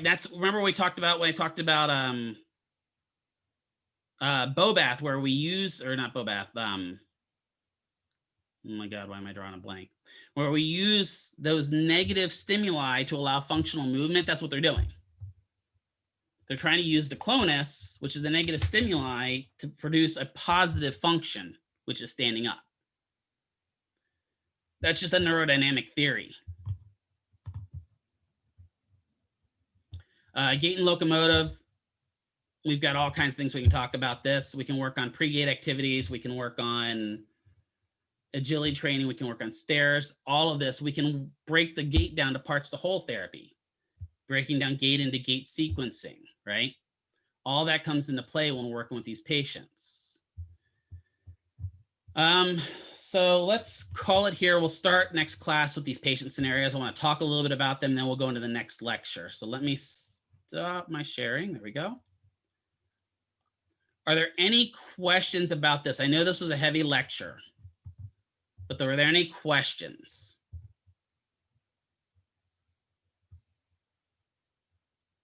Just realizing my scrubs look more blue than they are actually green. They're green. I got to change the color scheme. It's heavy, but makes sense, right? It's heavy, dude. Yeah, bruh.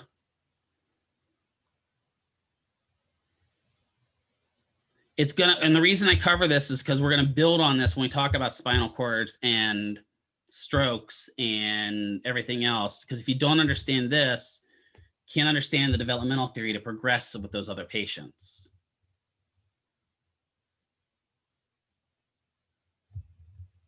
That's all you have to know is the concept of it. Exactly. That's what you really have to know. Now, when you get in the clinic, obviously, if you have a clinician that's specifically Bobath trained, yeah, you're going to have to learn how to do specific Bobath. Each technique, each theory has its own whole wheelhouse of training. We did PNF because a lot of clinicians in this area use PNF. Bobath and Brunstrom have kind of fallen away to the wayside. We don't use them as much anymore. But that doesn't mean we still don't have some BSPTs or some older school PTs that use Brunstrom in that. And Brunstrom is coming back in primitive reflex therapy, which Dr. Vreskin just took a whole course on was about a year ago or something like that. Found that amazing. I'm not so much into primitive reflex. I see the concept of it, but it just doesn't interest me. But there is some theory behind that primitive reflex therapy and working with patients. So understand the concept of what you have to do, not the person who developed it.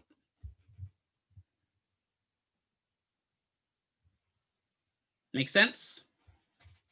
Fried? So there will be a review quiz put up about this section and or in the other class.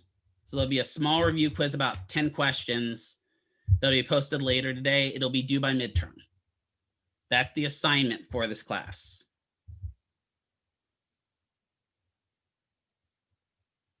Okie dokie smoky. Now stop recording.